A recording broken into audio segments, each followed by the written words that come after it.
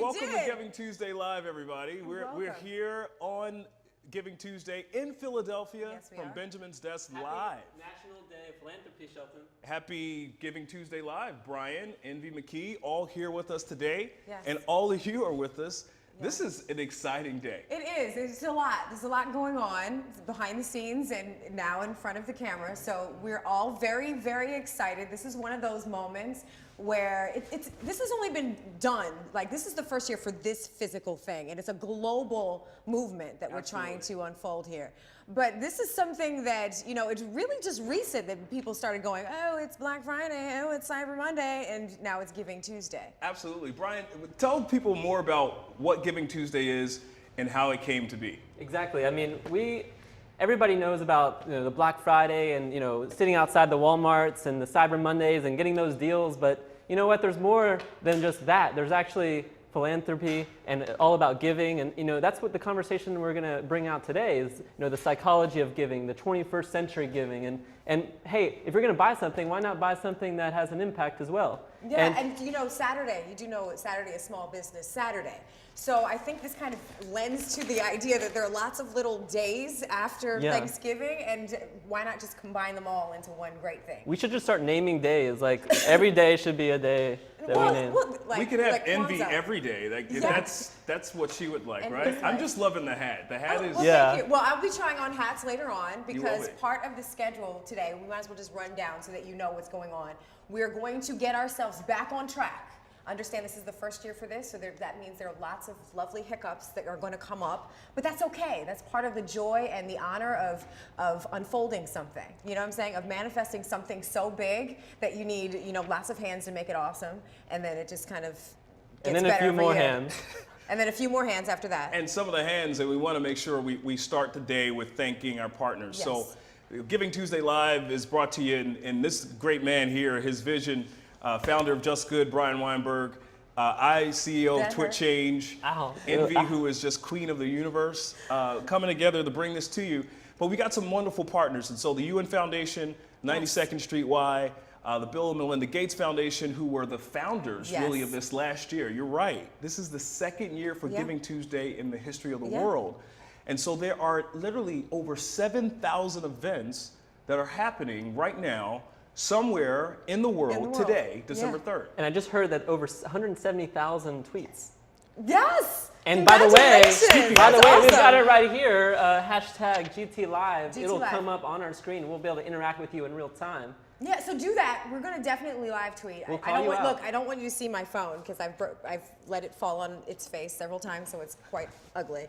There's tape. Look, copious amounts of tape holding my phone together right now. Okay, that's a lot of fun.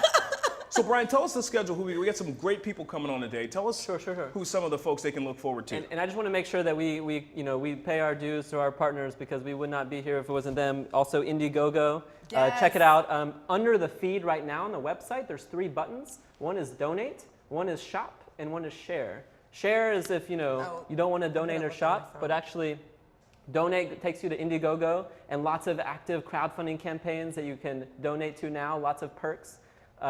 And shop at Just Good, and you can buy things that align with your values. Want to also mention Benjamin's Desk, Venture 51, and Carol Wynn, who did all the design for the website. Looks beautiful. Oh, it does look gorgeous. Right? Check out the website. It's gtlive.com. Yeah, GivingTuesdayLive.org or .com, and it'll take you there. Sorry, GivingTuesdayLive.org or .com. Can you say it slower? Yes. Giving, you want me to spell it? TuesdayLive.org or .com, and the hashtag is GTLive. That's the hashtag when you want to tweet us, or on Facebook. We can get your hashtags on Facebook as well. And of course, we're broadcasting from Philadelphia, Pennsylvania. Yes, we are. Benjamin's Desk. The city of brotherly love. And sisterly affection. And at Benjamin's Desk. Don't forget. Sisterly love? No, sisterly affection. Sisterly affection. I just gave you some. Okay. So here's the deal. So we've got a great day. So here's what we want you to do. We want to make sure that you're on Twitter or you're on Facebook, but Twitter in particular, GT Live, hashtag GT Live is the hashtag. Yes. Go ahead and send us some tweets. You'll see that we've got some of our folks, some of our guests even. We've got Hi, Holly Melody. Robinson Pete. Hi, Holly. Dave Gloss is tweeting for us. Hi, Look at Dave. that. Dr. Elizabeth Lombardo, say that quickly. is Dr. going to join us. Elizabeth Lombardo. And so we want you to join the conversation as well. And we got some special treats. So right below your panel there, your actual Ustream video panel, you can see the schedule today, and we're going to get right to that schedule. Yeah. We've got some great panels. The Aaron Sherinian from the UN Foundation. We've got folks, as you said, from Indiegogo, Prizeo.com, Donately. It's going to be a fantastic day. Tell your friends right now. Go ahead and tweet it out there. I have to, look, Post to your I'm Facebook. interrupting you now. I have to. Yes. Because ladies and gentlemen, there is a shopping section to this. I hate to be the girl to go here, but you have to know that there is a way to be fabulous and fantastic and glamorous and all those things and still be conscious at the same time. And Brian's going to tell us a little bit more about that later on in this broadcast, but I just want you to be aware that you want to get yourself together right now, collect yourself, because proceeds, 15%, correct? 15%. 15% of the proceeds of what you purchase today will go towards the UN Foundation, and that is a big deal. To be conscious and fabulous, that's my bag all day. Just good. love it. Look, all day. I love it. I love it. I'm really excited about the I've spoken already been word. shopping too. We've got a Spoken word. spoken word artist, a whole group, Flatline Poetry, are coming in. They're going to Nice. lay it down for us. So in other words, we've got a full, wonderful day Absolutely. of And we're late. activity. We're late. And we apologize to all of you. We've literally been up all night making this happen. And my bags probably are going to be large enough to fit a lot of the items of Just Good in them. Oh, he's talking about the bags under his Bags eyes. under my eyes, That's yeah, all yeah. right, because I have a hat. There are a couple hats over there that you can wear to cover those bags. Thank you, as you darling. walk down the streets We got of some Philadelphia. shades, right? No, There I are didn't some on see- the side, but not today. No. So let's Because I'd be wearing them. do a few housekeeping things, right? Yeah. So here's the rules. There really are none. We want you to share this GT Live out to everyone, and follow us at. You can follow Just Good. JustGood.org is the Twitter handle. You can follow us at TwitChange at TwitChange. You'll see us on the screen there. Queen Envy is in the house, and that she's on Twitter. Yes. And so Da, da, da, da. right now, Ah! before Envy kind of does her contralto impression. Thank you. Why don't you go ahead and do it? Send a tweet right now. Just do it right now. Tweet out to your followers. Post on your Facebook. Tell us what you're doing for Giving Tuesday. Absolutely. Yeah. Take an unselfie on Instagram and An unselfie. and An tag us with unselfish GT selfie. Live. Yeah. We would love it.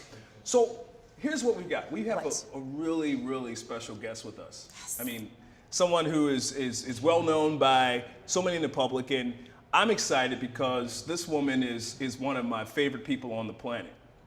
Now, she happens to be a native of Philadelphia, so this is her hometown that we're beaming her into. Yes. And Holly Robinson Peete is just one of those rare people. She is an actress, she is a singer, she is a mom. Many of her Twitter followers know her as Crazy Football Mom. Yes. She's also married to Rodney Peete, former quarterback for the Philadelphia Eagles and the Dallas Cowboys. And the USC Trojans. I put it all out there. Put it all out but, there. But Holly's going to join us, and we're going to talk about her foundation and the work she's doing. And here's what's important about that, is that, you know, celebrities are doing so much great work in the world. And, Some. and Some. we know that through Twitch Some. Change. Sorry. Well, you know some. what? Here's what I'll say. But We this one- have had 400 celebrities plus help us with Twitch Change and raise millions of dollars for charity that way. Holly's been one of Yes, our absolutely. brightest She's Twitch awesome. changers, and she's doing amazing work. And I think we're going to get her in on screen here. So are we ready for Holly, guys? Maybe we can cut to Holly. And whenever we get her on, passive we're gonna aggressive, trust you guys to tell us when we're on here, Was right? that passive aggressive? Well, ladies and gentlemen, let's welcome Holly Could I Robinson suggest Peete. that perhaps And you guys calm down over there. Holly, Hey, we're having good fun. morning, Holly. Good afternoon. How are you? Holly, can you hear us? Almost. How are we now? Holly, let us know if you can hear us. See, we told you, this is premiere edition of this, so there are going to be small little hiccups along the road, but we're going to get it together. That is my friend. There she There she is. is. Can Like- you guys see me? We can can. hear you and you loud and clear, and that's so awesome to hear and see you. Woohoo! Ladies and gentlemen, welcome Holly Robinson Peete, Yes. live from somewhere in the world, normally from California. Where'd you go? I can't hear you. Because you the lose me? microphones don't really like Shelton. No, I no, heard you no. now. I can't. Hello? The microphones don't really Hi, like me. gorgeous. Huh? Hey, Look at you, stunning in yellow. Holly can't hear us, I see you, guys. but I don't hear you. Okay, well, let's get our audio right, and we're going to make sure you can hear us. Well, we're just working on the hiccups. We can tell you. Now I hear some audio. Yes. You hear us. Hi Holly, there. we've got, obviously me, the guy that you just smack upside the head when I don't do right. And then I've got Envy McKee and Brian Weinberg here in the studio with me, and we're happy to have you. Hi, guys. Hi. So- Welcome to Giving Tuesday live. Happy Giving Tuesday.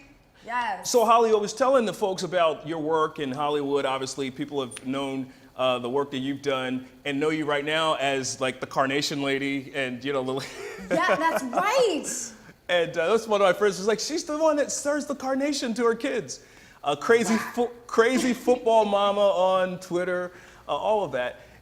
One of the things that's been my passion is trying to help our celebrity friends channel all of their passion and energy into the causes that they care about. Some of them are causes that they've actually founded, like you and Hollyrod. And we want to talk about that, but I really want you to give our listeners, our watchers, our audience, why is a day like Giving Tuesday so important to Holly Robinson Peete? Well, giving is just important to me, Shelton, and I think giving liberates your soul. I think Maya Angelou said it best, Yes. but she said something to that effect. And then just especially in the middle of all this commercializing of Cyber Mondays and buy something Saturdays Yeah. and, spend some money Sunday. I mean, it's just, it feels like there's not enough balance Yes. in giving back. And that's what philanthropy is, really. It's about the balance of all of the excess that we have and recognizing that we have so much opportunity to do good. Yes. And I really appreciate you using this social media platform because, as we've discussed before, social media used for good can be very, very, very good. So, listen, this is just one day. It should be once a month that we do this. Yeah. Well, It should be you know what? every You day. heard that from your lips Yes. to the world's ears. It should be once a month that we are doing something like this. And frankly, we would love to do this on a regular basis. We just want to make sure that next time we do it, that we actually get some sleep the night before. But you know what, Holly, can I interject? Wouldn't it be wonderful if we were all so conscious that it was integrated so deeply into the fabric of our everything that we didn't have to have, a Giving Tuesday, that every day, every moment was that it was integrated into our businesses, it was integrated into our workload, it was integrated into the very fabric of our society so that Giving Tuesday is irrelevant, like every moment is that. I just think that starts at home. I mean, you got to teach your kids how important giving back is and how important it is to give and how that feels. And I do think there are a lot of corporations that have been really proactive Yes. in spreading the word of giving among their teams. I just did an event with Wells Fargo that blew me away, where they essentially, asked everyone to give $1,000. Now that's a lot of money for a teller at a bank. And essentially they raised millions of dollars for different charities. So I think it's out there, and Yeah. I'm feeling that, like you said, it's being woven into the fabric of society. But I just think we need to do it a little bit more, and it just starts at home. It really starts with teaching our kids how important it is to give back on a regular basis, not once a month, but every day. I mean, I'm so corny when I drop my kids off at school. I'm always saying, do something kind for somebody today. Yes. To my kids, that no one has to say thank you to you. Just do something nice. Yeah. And they're like, I know, we know, do something nice. But I think it really starts with that kernel of being at home and understanding how important giving is every day. And Holly, I just have to ask, I don't get to interact with people as awesome as you every day, so what was your decisive moment? Was there a aha moment for you when you realized that, wow, like giving feels good and I want to do it? I do think probably when my father was diagnosed with Parkinson's disease. He was one of the writers and producers of The Cosby Show. It was in the 80s. I was a freshman in college. Everything was lovely. And at 46 years old, he gets diagnosed with young onset Parkinson's. Wow. And it was just such a dark time. There was no Google, no internet, no Michael J. Fox, no Muhammad Ali, no one to really wave the flag of what was Parkinson's disease. And it was just a really hard time. And I think I was feeling sorry for myself, and it was my husband that gave me that aha moment where he was like, we have a platform, you have a big mouth that you can use for good. And we can talk about what's going on with your dad and other families that are experiencing the financial weight of Parkinson's and just get some word out. I think that was my aha moment when my husband was like, stop crying and feeling sorry for yourself, your dad, get up and make a difference. And then that extended later on when we had a child with autism. Yeah. But I think it was my husband. I'm gonna give him props. Yeah, Nice. props to Rodney, huh? So you know, it's a great segue, and I said as we led into this that, you know, my life revolves around celebrities. Unlike some of the folks, I'm not always reading the TMZ and the gossip rags, but I'm really following the great work that folks like you are doing. Tell us about Hollyrod, the Hollyrod Foundation. You know, how did it start? We heard a little bit about your dad, who's the great Matt Robinson, but tell us more about the work you're doing with Parkinson's and autism support for families. Well, like you said, my father's experience with Parkinson's is what led me, I believe, to a life of service. And many families experiencing Parkinson's disease, especially because young onset Parkinson's is impacting the society and communities way more than it used to. It used to be your grandfather's disease, and it's not anymore. And so Do you know why that is? In your research, do you know why that is? Why younger and younger people are being I affected? wish I knew why that was and why it's impacting. It's just like I wish I knew why autism impacts boys more than girls. Right. We're just not doing enough research, I think, Okay. in the right areas to discover, you know, the sort of no-brainer issues like why is it? It may be environmental. We all have our own theories. But the point is that these families are suffering because the breadwinners, like my father at the time, are getting cut at the knees at such a young age. Yeah. And then even when you get Parkinson's later on in life, you can become part of the sandwich generation. In my case, I had to take care of my son Yes. with autism and my dad with Parkinson's. So Yes. we found that our mission is really to help support families impacted by both autism and Parkinson's in their everyday struggles. Okay. And we do that with several programs. We have a program at University of Southern California where my husband went for Parkinson's clinical research and services. And we also support with autism many programs, but one of my favorites now is something called Give the Gift of Voice, where we give tablets to nonverbal children with autism. Oh, nice. And we just help alleviate some of the stress of the everyday stressors of families impacted by this disorder and Parkinson's as well. That's awesome. So I just have to say, today is all about action. Action in philanthropy, action around issues like this. So if we do have a mouthpiece today, over 8,000 partners, lots of distribution, people watching right now. What is the one message that you want to say to them about you and your cause and around some sort of action that they could take today? Well, you know what I want to say is probably it's not philanthropy 101 because it's all about, go to hollyrod.org and write a check and donate. But I really want to say, especially for families affected by autism, on behalf of them, that sometimes philanthropy doesn't always come in the form of a check. Yes. It sometimes comes in the form of just compassion. Yes. And I'm talking about everyday compassion, like in a supermarket. If you see a family that's clearly impacted by autism, if you can see that one child is having an issue and the mom is in there really struggling, that's not the time to pass judgment. It's the time to say, do you need my help? Yes. Do you need something from me? And sometimes those little acts of kindness are so much bigger than you can ever imagine. And in many cases right now, people just can't write checks. That's just the bottom line. Yeah. So I would just encourage compassion and action in the community for autism, for Parkinson's, volunteering your time. Go to a old folks home, a senior living facility, and see if you can volunteer your time for people that are there that need your help. And so sometimes it's not really about writing a check, although I do like the checks. Yes. Don't want to get it twisted. We do like donations.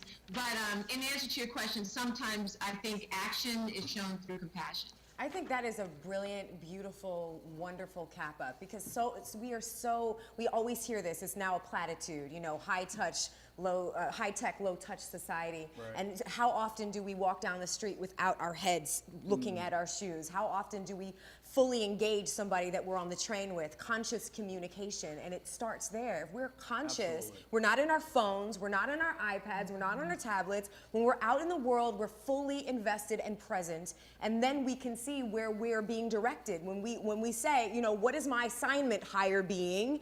You know, we can be fully present for that answer. No, So that's thank you fantastic. for that. Y'all got me riled up. I'm ready to go. Ready to go, yes. So these guys you guys don't need any riling up. You No. don't need to wind you up. You know, Holly, tell us how people get in touch with you and Holly Rod.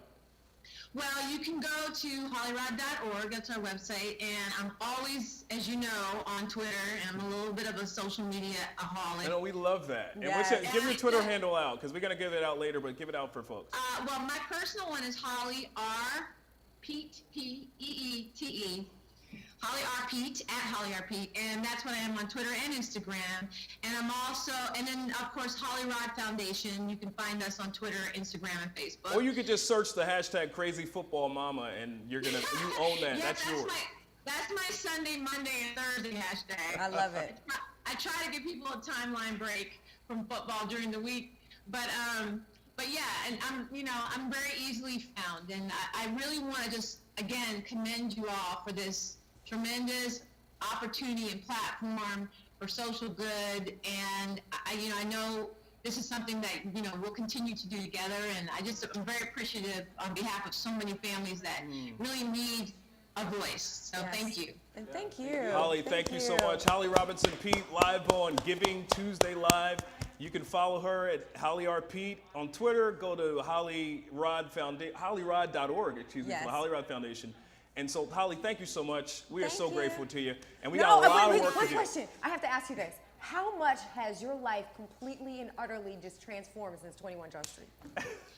Wait, say I didn't hear the last two How words. much has your life completely, 100 million% transformed since 21 Jump Street?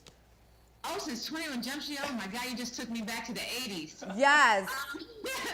Well, gosh, since, right when 21 Jump Street happened, because it was such an iconic show that was launching a network, I don't know Yes. if y'all remember, that the Fox network Right. was Right. not the one of, American Idol and all that right now. Right. Fox network was Channel 99 and a coat hanger in 1986. Yes. And so 21 Jump Street started a network essentially, and it was pretty amazing. I was 21 years old in Canada shooting a show, and it was like another lifetime. But it changed everything.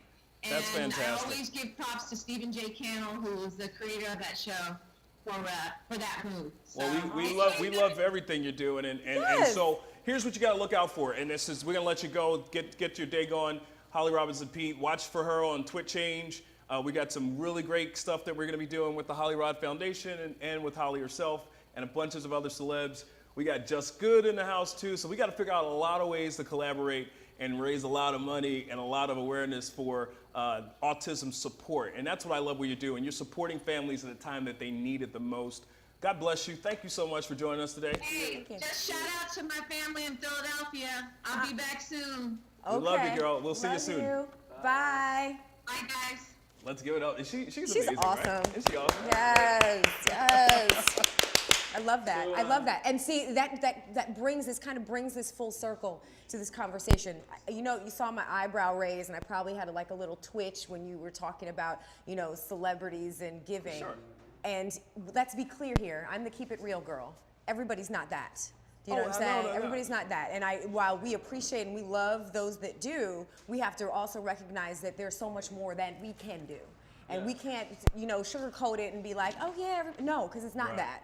And I feel like if more people had the mindset, and I'm just going to put it out there, more the mindset of the Holly Robinson Peetes of the world, that we would be living in a much different world. And it says right there on Twitter, every day should be Giving Tuesday. Yes, Everyone agrees. exactly. That's the truth. That's the truth. It should be woven into the fabric of our. Well, you know what's great is that today is Giving Tuesday, and that's so fantastic. And we've got some amazing stuff left. I mean, we gotta just blew me transition. off. Did you hear that? No, it's called a transition. You know how we do. Look, watch this. I'm just kidding. love It's my all sister. jokes. It's all jokes. So we're literally gonna. Are we ready to go right now into our next piece? We're ready. I'm looking at our tech team. I think one of the things that we're doing today is we've got some panels set up. And so our next panel is about the psychology of giving. You know, what goes into the mindset of a Holly Robinson Peete or Brian Weinberg who, you know, leaves he's got to tell a story later, but leaves a career of riches and finances and decides he's going to try to change the world through sustainable goods. I mean, awesome. What has Envy McKee decide to wear that baseball cap? Yeah. And there's a science behind that. Excuse me, I'll be right back. Somebody help her. We need a. Oh, right. That's Now, a sneak preview. wardrobe change. The Just Good fedora. But you were saying about the mindset. Oh, I mean, I'm into psychology. That's one of my things. Like, how do we operate as, what is the human experience, And I think that part of this whole conversation is that as you get to a higher level of consciousness as a person, you start to... He's speaking my language. It's okay. I love you. That's why you guys are sitting over there. Si hablamos otro idioma, vas a entender también. He's part Spanish. We're still Est-ce que vous comprenez le français? Let's do it. So to that, as we kind of wait for our setup here, are we ready to go? You guys give me the high sign when we're ready. All right, we'll keep talking. We're ready to I can go. do a soft shoe. Can you guys I hear play us? the spoons as well. Can everybody hear us as well? I see a Spencer. I'm not sure if you can see me. Is that so? This panel, just to introduce, we've got Dr. Elizabeth Lombardo, Dr. L. Yeah. We've got Aaron Shirinian. Yeah. That's it, right? From the UN Foundation. UN Foundation. And Spencer Gerald, who's the CEO of Spark Experience. Which is really cool. Are folks, we're waiting for making sure we're ready. We're good? Okay. Ready? Aaron, Elizabeth, Spencer, can you hear us? I can hear you. Awesome. Well, we are so thankful that you're with us. Thanks for abiding with us on the timepiece. And we're back on track here, Giving Tuesday Live. Envy McKee, Brian Weinberg, and all of you fabulous people. And, we really want this to be an engaging conversation that our audience can actually join in as you folks are talking through what goes into the mindsets of giving. And so, when we say the psychology of giving, and we know we've got a renowned psychologist, Dr. Lombardo, on as well. So, what I love about even with Dr. Lombardo is she explains things in ways that She keeps it whether real. you don't, she keeps it real. She keeps it That's real. how you do Real it. girl, Keep it Yeah. real girl. So as we go into this exact, I thought you were I doing a need fist Dr. bump or Lombardo. I something. need you to put these two on the couch here. These two here. Right? Everyone needs to be on the couch every once in a while. It's okay. Nice. So here's, as we start off our conversation, we're going to spend a few moments talking with you all and asking some questions on you.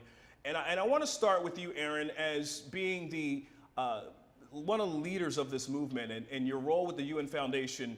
And we've had the privilege of at Twit Change to work with you and your team. Amazing work. As you look at the landscape of what Giving Tuesday has become, how much the genesis for this day, how much did the psychology or the working and appealing to people's reasons to give, and this being the type of season where folks are giving more, what in that influenced you and the folks from 92nd Street Y, Henry Timms, to launch Giving Tuesday last year? Thanks for the question, and it's great to be here with everybody. And Hi. I want to start by saying that just watching what you're doing and watching what's happening with Giving Tuesday all around the world reinforces for me that I am not a psychologist. I'm not an expert in behavioral psychology or in consumer psychology or in online psychology. But what I am is a guy who's got 2 ears. I love it. And I have a Twitter feed, and I love social media. And this conversation around Giving Tuesday has proven that we all should be doing a little more listening. Yes. And I think that's Bravo. part of that movement that Actually, just to say, one of my favorite quotes is, less me, mine, I, and more you, we, and us. Yes. Wonderful thing, love Aaron. I think you were filling in some more blanks there. No, I just think that is for us when we talk about, again, the people who helped build Giving Tuesday, whether we're talking about Henry Timms and the 92nd Street Y and his amazing team, our friends at Mashable, Rob Reich at Stanford, remarkable people like Beth Cantor. I mean, all of these people, and one thing that makes them unique, and my boss, Kathy Calvin, the president and CEO of the UN Foundation, is that we said, let's learn from people what they're saying when they say, I give because. And that phrase, I give because, has been a really great classroom for us about, and it's taught us a couple of things. It's taught us we're onto something at times, and it's also taught us that sometimes we're just not listening. We're not getting it. And so we're learning a lot, and we're learning mostly what we still need to learn. Okay. That's a great setup for that. And you know, Dr. Lombardo, I want to toss it to you and talk about, you know, we are using this word psychology, right? And you break this down in ways that few people are able to do. But even not just in your practice, and we've seen you on television talking about families and relationships and how to have a successful career. What is it about giving back, being active that provides personal satisfaction? Yeah, so there are a couple of components that go into the psychology of giving and why it's so positive. Obviously, the person who receives gets a lot. But what we find in the research, when we're looking at brain studies, is people who spend money on themselves, they get kind of that hedonic, that quick high, you know, this is a great, beautiful dress, it's a good chocolate chip cookie, it's here and it's gone.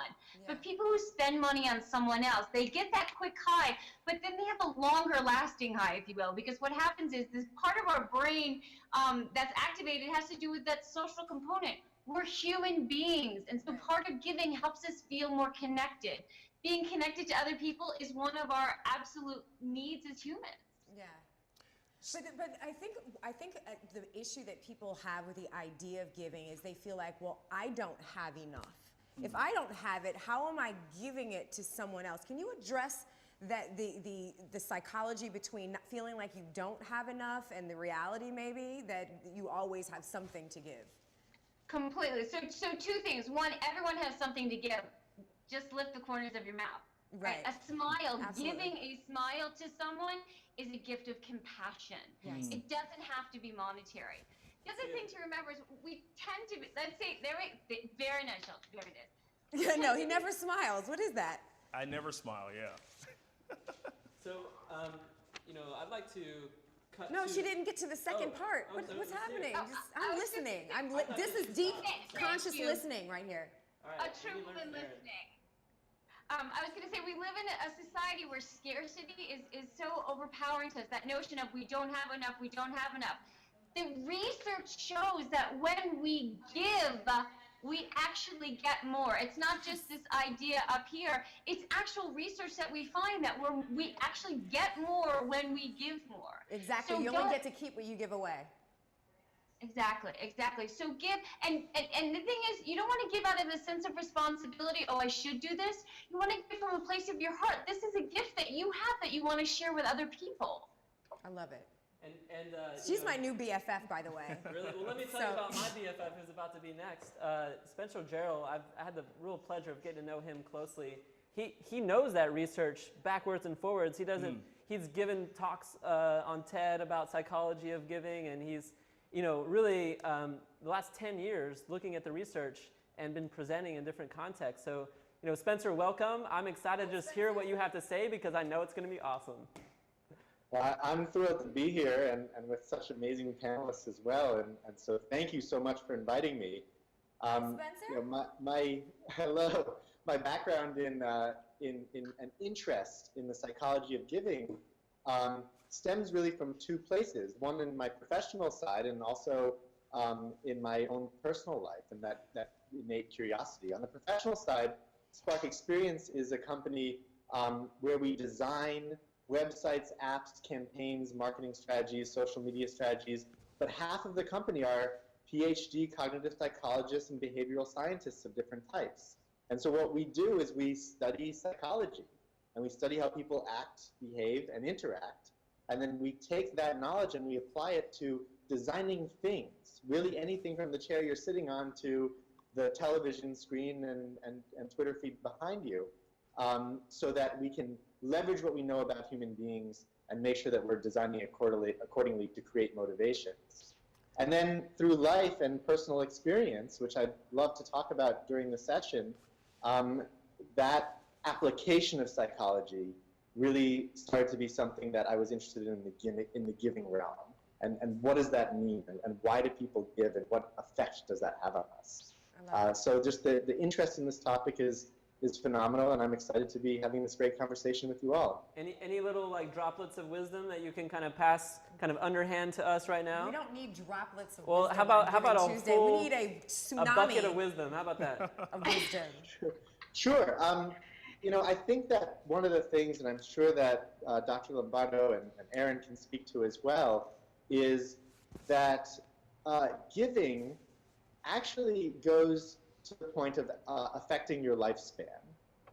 It has a greater effect than physical activity and obesity, even regardless of pre-existing conditions. Really? So giving... This is sort of jumping to the end of the story, but essentially what I'm asserting is that if you give and you make that a habit throughout your life, you'll actually live longer and healthier years. Now that's a huge leap.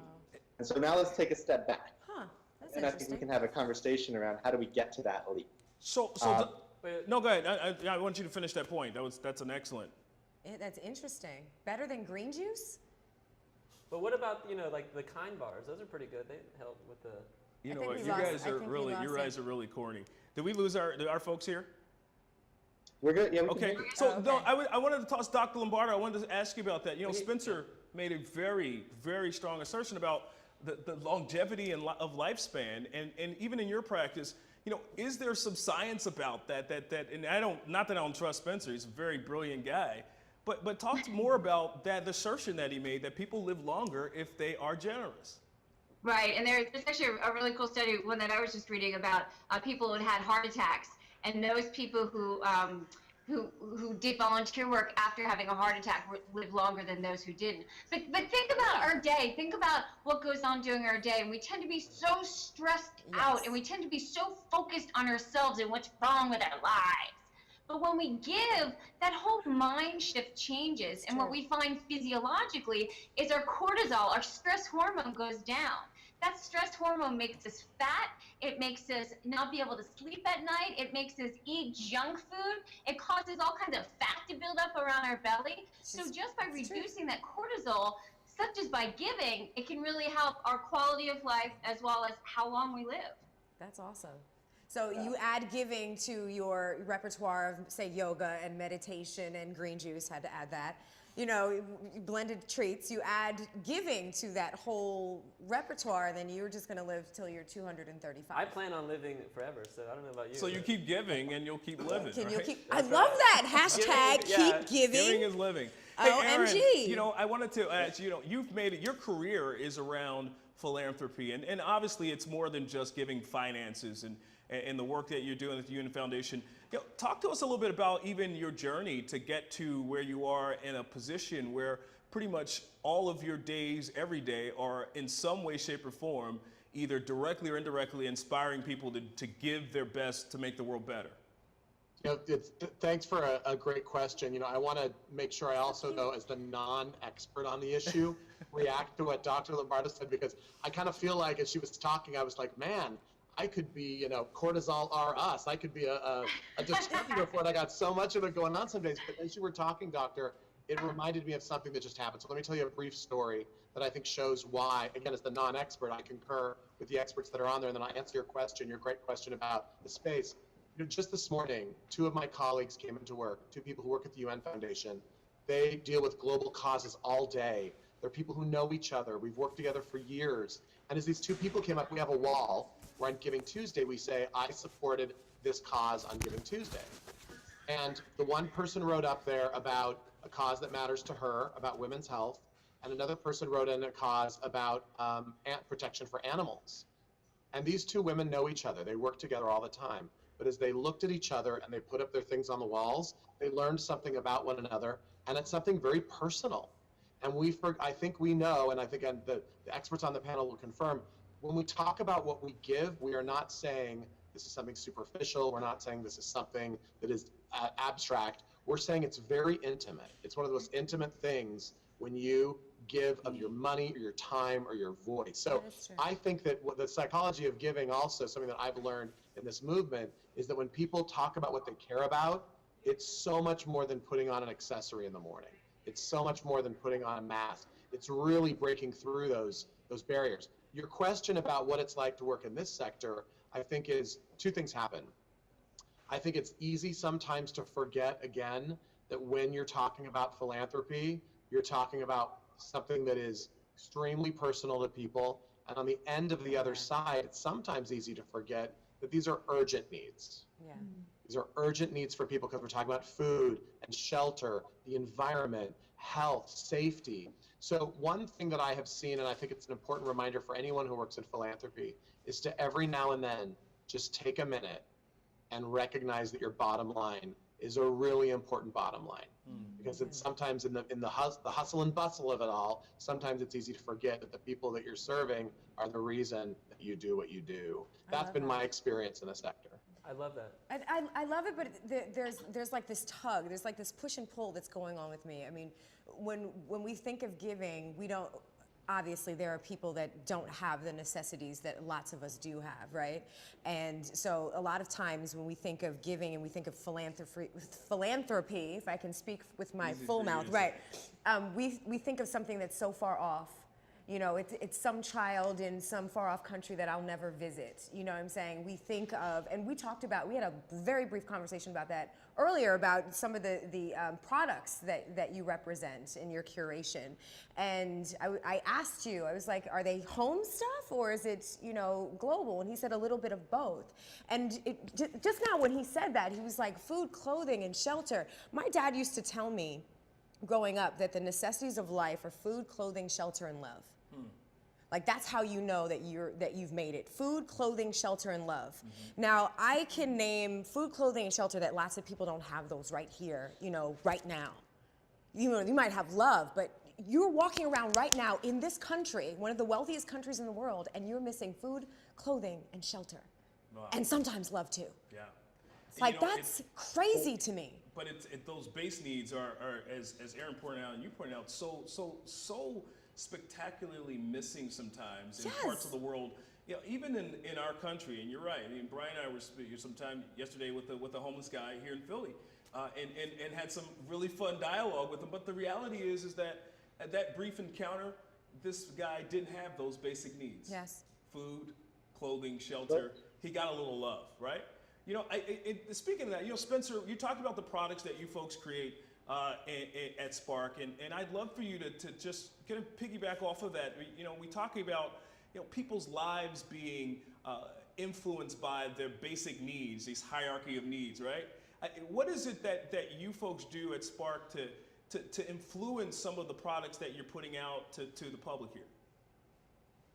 It's a great question. In order to answer it, I think we should take a step back and talk about that hierarchy of needs, because what we're doing at Spark is really at the top of that hierarchy, right? So if you look at Maslow's hierarchy, which is really what you're talking about, at the bottom we have food, clothing, shelter, and at the top we have, you know, self-actualization.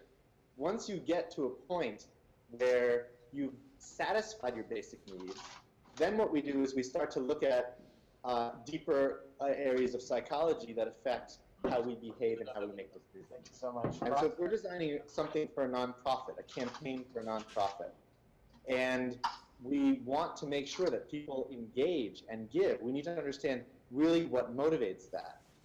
But what we're talking about with hierarchy, and this is what I really love to hear also some of the other panelists' viewpoints, really hit me the strongest when I came back from Ethiopia, and I had that kind of reversed culture shock.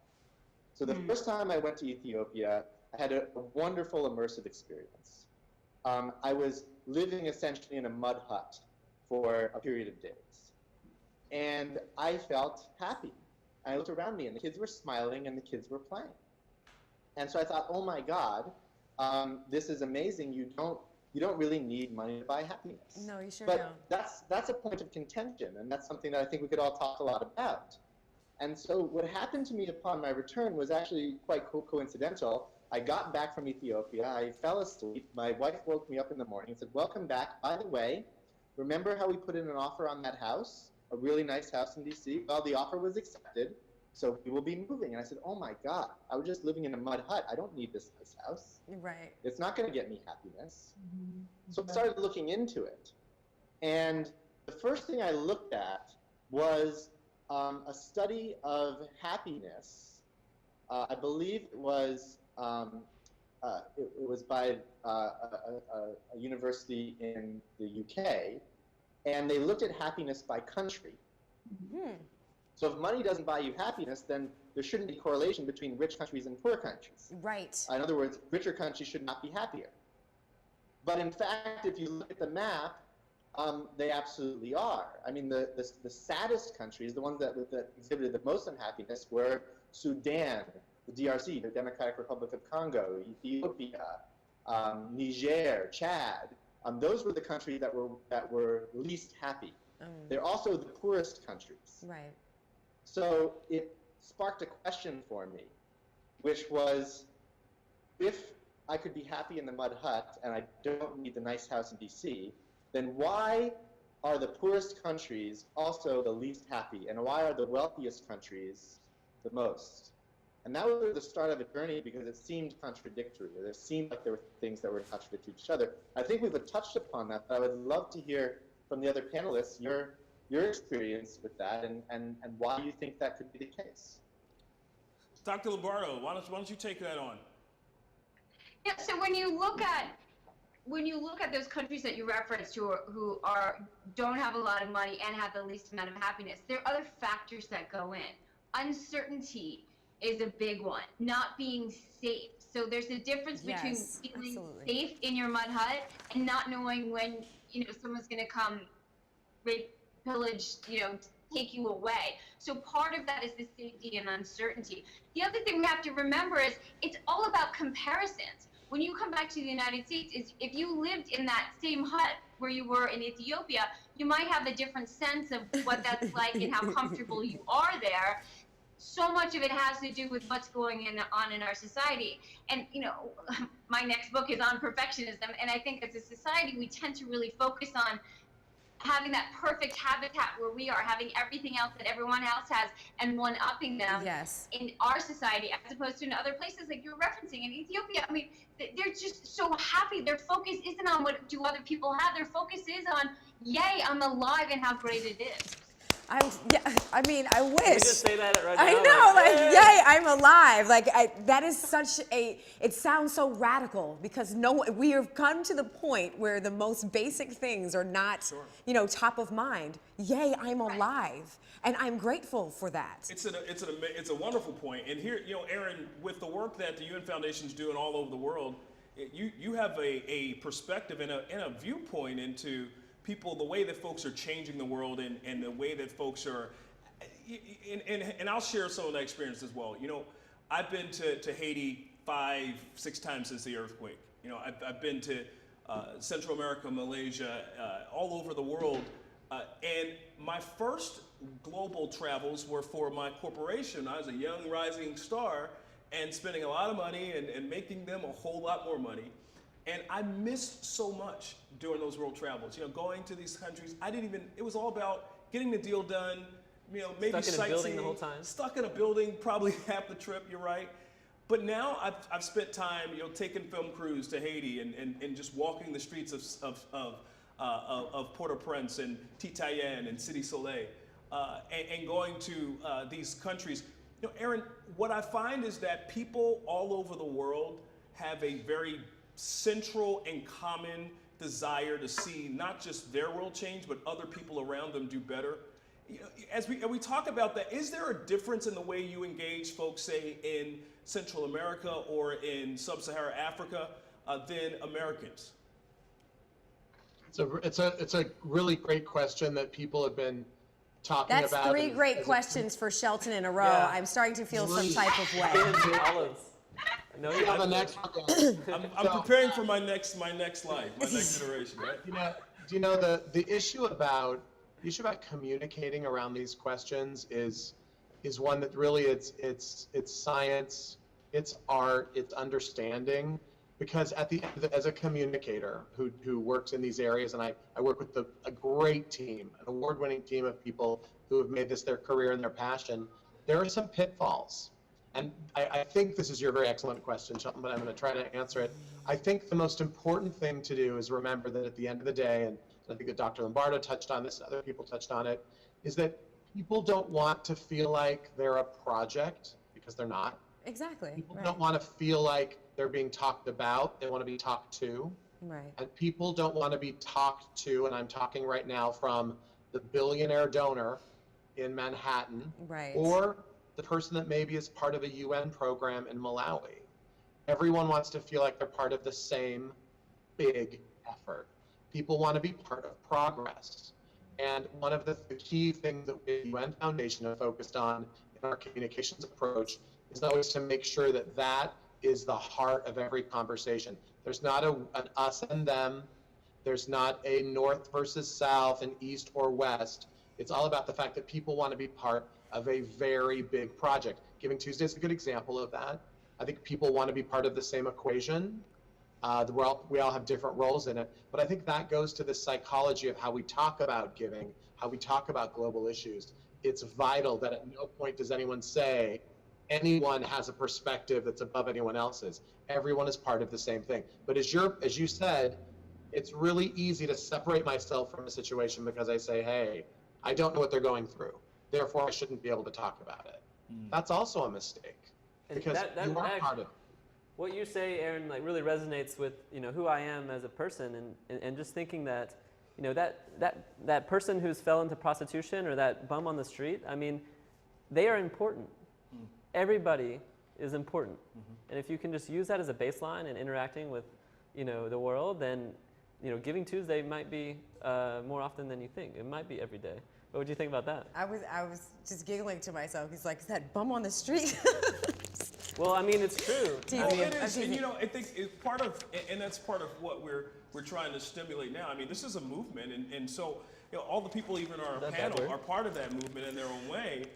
And then for us to sit and try to host this conversation becomes an extension of that spirit. How do we continue to move people to places where we don't have to, in this kind of utopian way, right? You always say, oh, I wish every day was Giving Tuesday. But I didn't say it as a platitude. I said it as a consciousness piece, because where we are now is kind of like we go visit the museum. You know what I'm saying? Where I want it to be, where it's kind of rude to talk about consciousness because we're also conscious. You know what I'm saying? Where talking about consciousness, we're so conscious, talking about consciousness is like trying to bring the Mona Lisa walking around to somebody else's collection. Do you feel what I mean? Do you get the metaphor I'm making here? Where it's so ingrained in our being that it's irrelevant to talk about it. And because you understand what my history, what my background is, this reframing the conversations we have with ourselves about everything.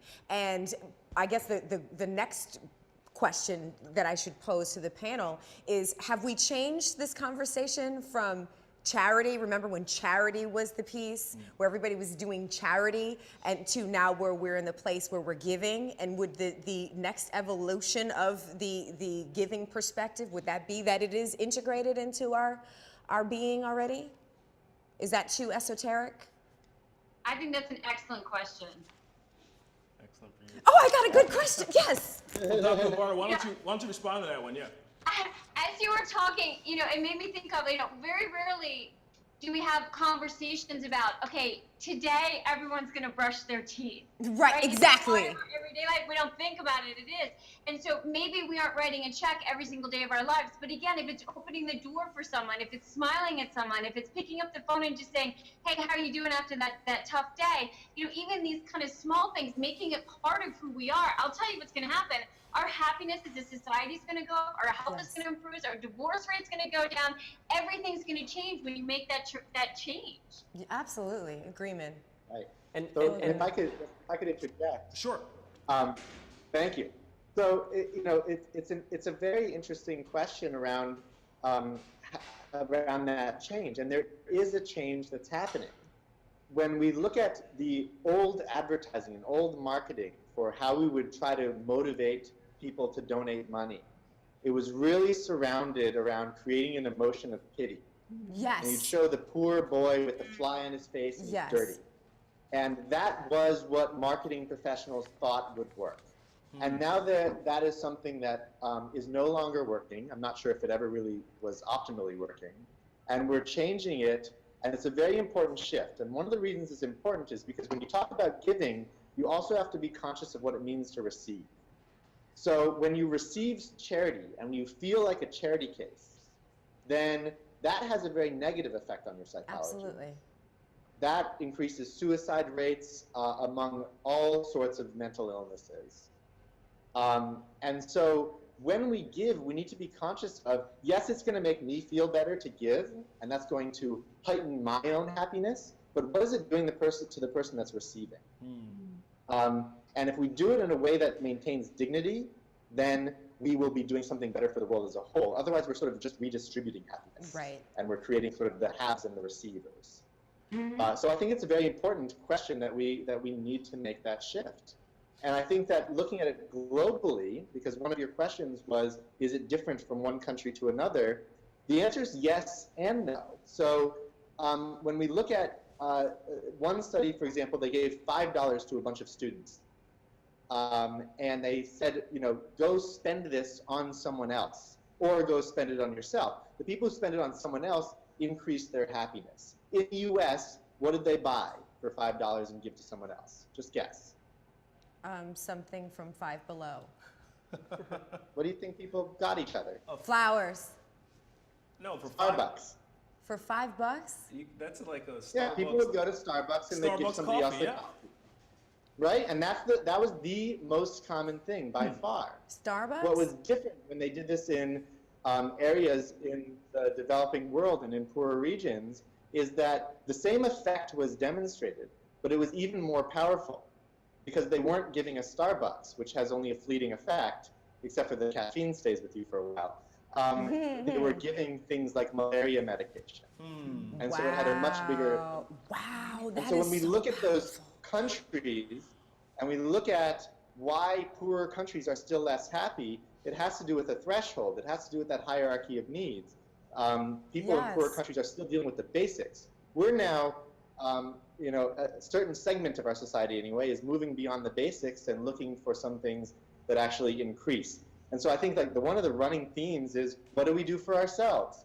We try to eat healthy, we try to work out, and we should also give every day. It should be part of your routine. We smile at people, we give compliments, give someone a ride, we donate to a charity.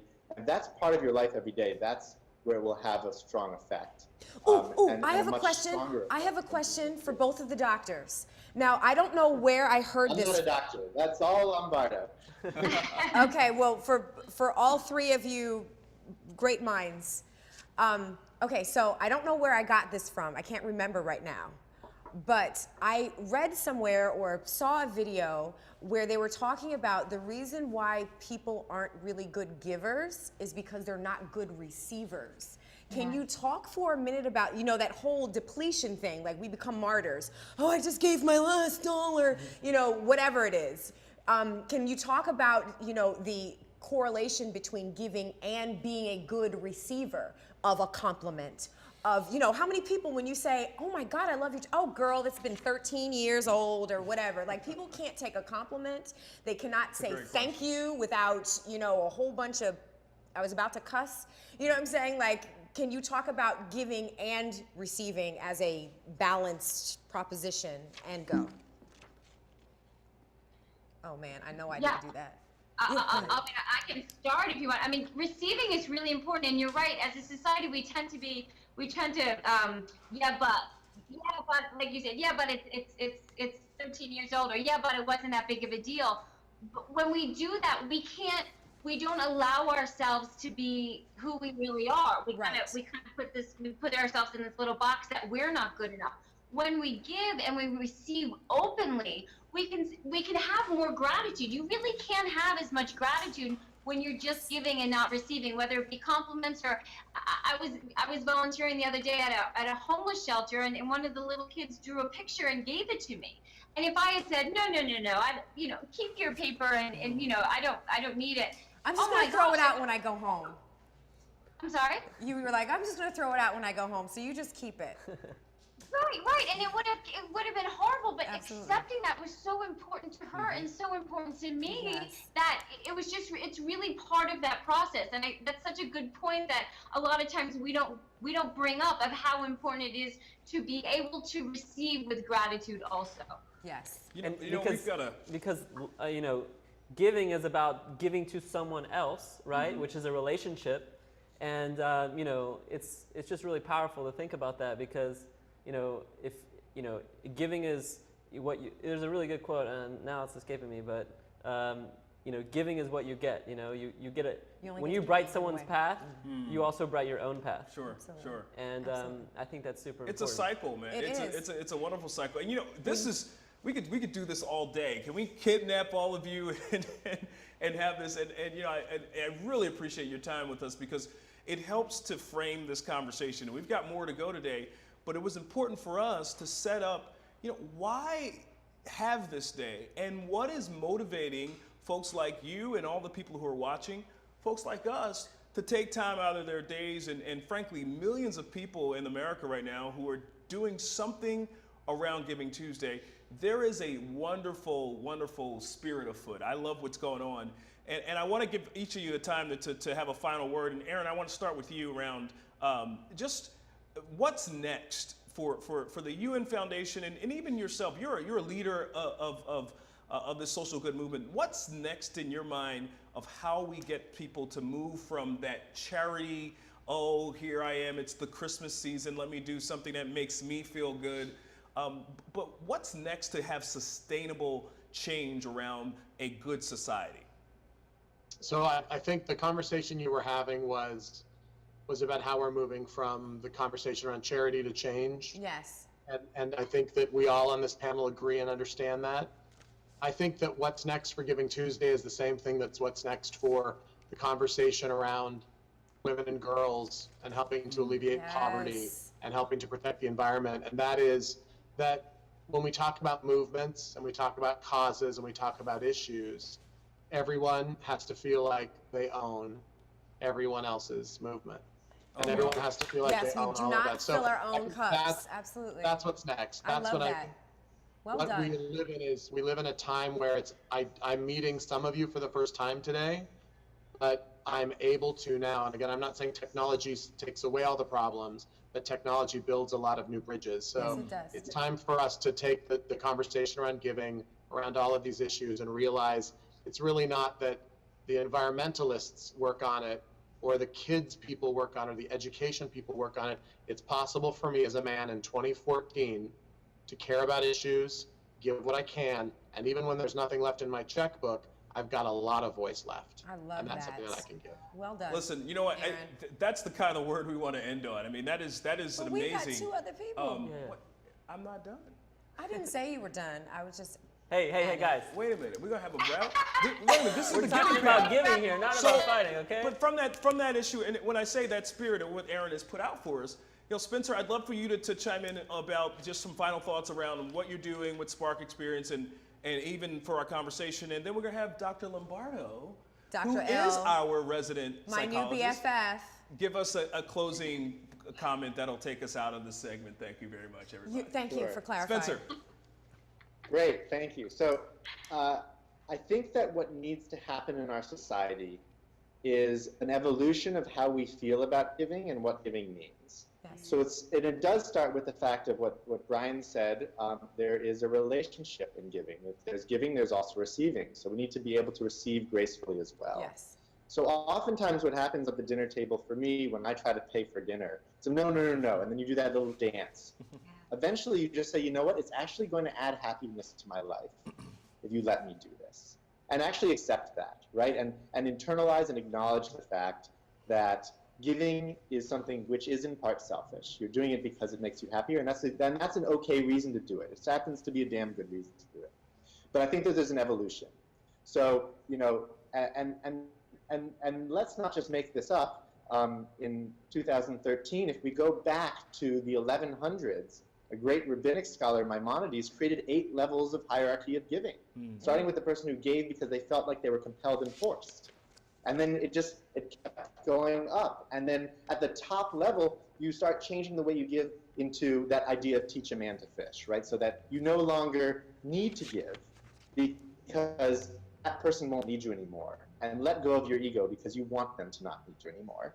And then everything in between, where at some point you actually become satisfied even if the person receiving it doesn't know who you are. Yes. So there's nothing wrong with giving because your name is going to be on a building, because that hospital was created, and that is incredibly worthwhile, and you deserve to feel good. Start there. But as you evolve, find ways to heighten your own sense of what type of pleasure giving brings to you by getting deeper and doing it for stronger internal intrinsic motivations that you may not yet be in touch with, but will come with practice. I'm getting from Spencer that the idea is it doesn't matter how you come to this conversation, just as long as you have it. That's a great point. Dr. Lombardo, give us a way to just kind of wrap us up here with your amazing way of shaping psychology and the way people think. Yeah, so I always, when I start working with clients, the first thing I have them do is get on an exercise program and do some kind of giving back. And if you do those two things, you don't need people like me. That's how powerful this is. That's it? That's the secret? That's all. What I really recommend is that people find an organization, a group, a person about which they're passionate. If going to a nursing home isn't your thing, that's fine. There are a million people, there are billions of opportunities out there for you to make a difference. So find something, someone about which you're passionate. Yes. And then schedule it in your calendar. Just like a party. I just took my daughters to this great organization, Feed Your Starving Children, and you for an hour and a half, you make meals that are going to be going out all over the world. As soon as we finished, my 9-year-old said, "Mom, when can we come back?" It's now part of our ritual that we do as a family, and we bring other families with us. Start finding things like that become part of your everyday life. I love that. That's awesome. We got to, this is the most fantastic I conversation. know, this is awesome. And so I want to say this, though, on behalf of all of us, thank you, all of you. And here's, I want to make sure our audience knows how to reach all of you. So the first thing you could do is you can go to our Twitter feed. You go to hashtag GT Live, and you'll see that Dr. E. Lombardo, Spencer SparkX, and A. Sharinian are all over the Twitter feed because people are listening to this conversation. You can follow Dr. Lombardo, go to happyu.com. Aaron Sharinian is at unfoundation.org, and Spencer is at Gerald is sparkexperience.com. Folks, I would love to talk to you all day, but we gotta let you go. Can we talk all day? Wait, we are late for spoken word. Yeah, we are late, and we've got to wrap up. So thank you so much. And thank you for giving and leading us in this amazing movement to make the world better. Thank you, Aaron. Thank you, Dr. L. Thank you, Spencer. Have a good day on Giving Tuesday. Yes. So let me do some housekeeping. So we're running. That conversation was so awesome that really we just was. had to keep it going. So for people to understand, we're going to finish our full schedule today. We get ourselves back on track. We've got amazing things coming up for you. Again, go to the Twitter feed. You see, it's going and going and going. Can we just pick something out? Can we pick something? Here, let's grab somebody up here. Look. All right, global giving. If you give and you make it a habit throughout your life, you'll live longer, healthier years.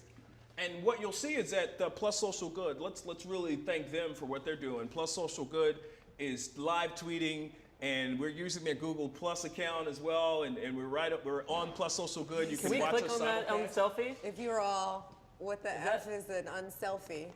Y'all know what an unselfie is? Oh, wait. Yes. By the way. Because I think that was me that was like, what is an unselfie? Yeah, I didn't know what it was, but apparently, I bet Shelton, he's probably done a selfie once. Well, thank you, Plus Social I bet you Good. I have it, actually. I'm not that absorbed by myself. I'm just kidding. Really? You want to say that on a live stream? Let's look at your phone. We don't Look have at my anything. Instagram. There's no selfies.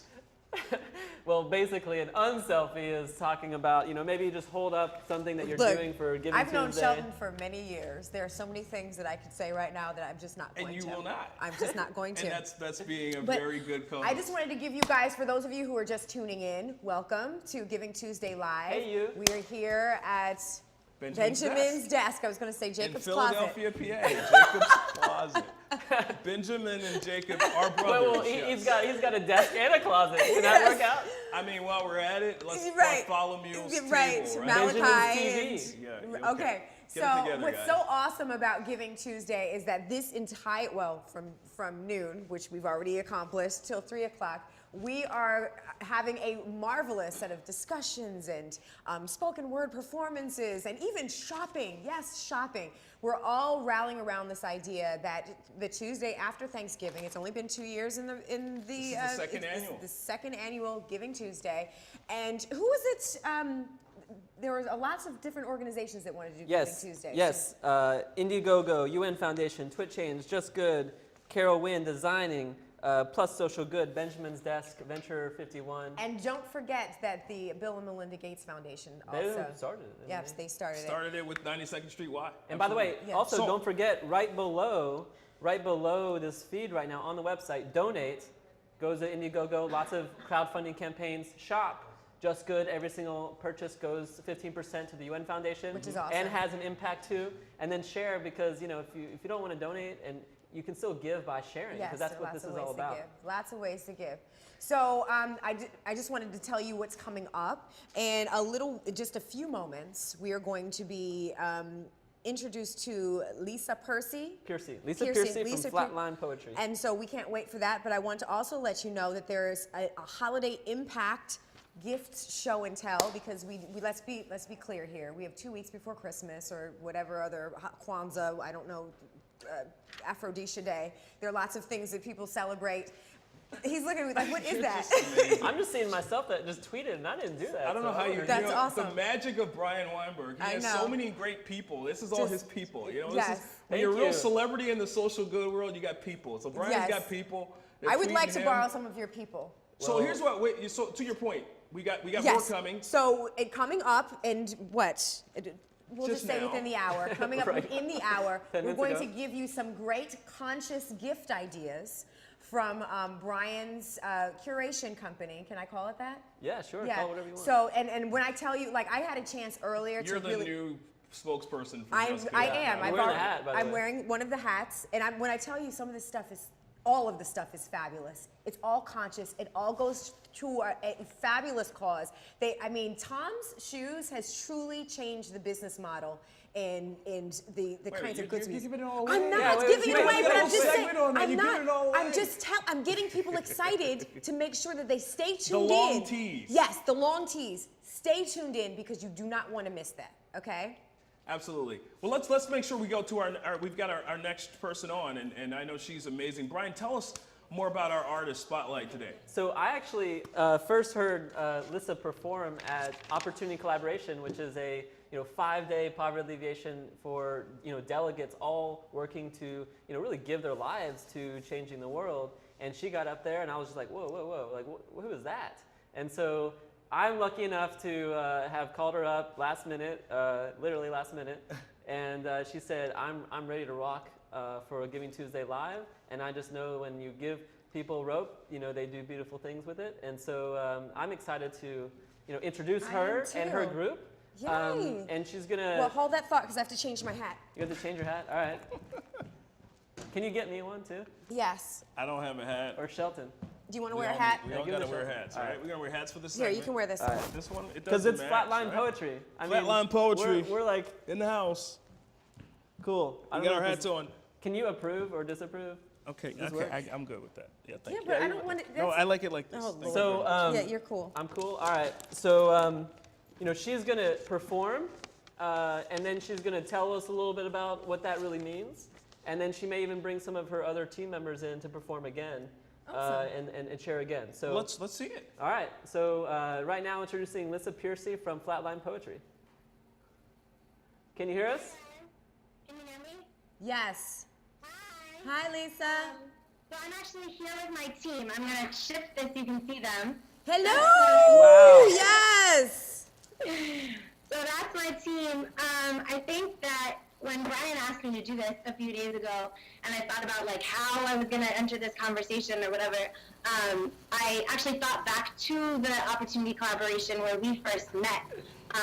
And someone who I really admire and respect, who's there every year, actually put together a group and asked us all why we do what we do. And I realized that I was actually really lucky to kind of grow up in a household that talked about giving from second one of kind of when I was born and my entire life. But then when I entered my adult life, I had to figure out what that meant for myself. Yes. So I actually teach spoken word poetry with a nonprofit organization in Boston called Mission Safe. I work with youth in Roxbury and in Charlestown.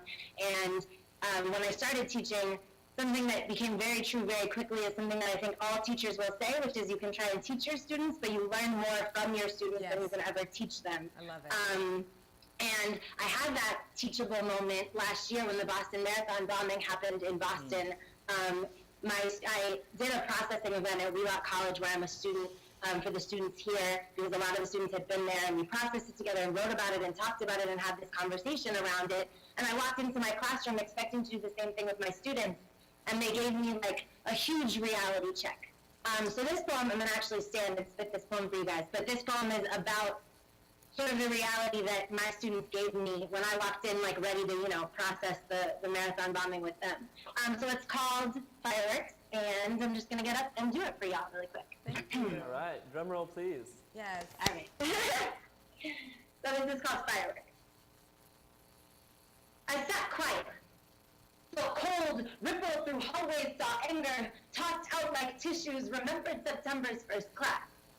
How inside those four walls, my students bit back truth, choked down painful words, and chewed curses, with laughter their pens hesitated. Mouths repeated their experience had digested. They were so timid then, but now they are never anxious, always testing, expecting the Monday when I no longer show up because, let's face it, they tell me, that's what you people do this class. I'd start with a smile and leave with a headache. I swore I would never abandon them, but then someone put bombs in our streets, lit up the sky, and made death sound like fireworks. Then I found myself unable to be with them. Then I yearned for my four walls, for my classroom headaches, for those young faces that I knew would have something to say about all this. When I got there, they didn't need me. These barely past puberty pillars stood angry, said, violence happens every day for us, said, it plays out on the stages of front porches, street corners, school hallways, said, stop. We don't want to hear about the Boston Marathon bombing, said, we don't want to talk about the Boston Marathon bombing, said, we don't want to write about your Boston Marathon bombing, said, stop. I sat still, wishing I could give 2 hours of freedom in one poetry class in that moment.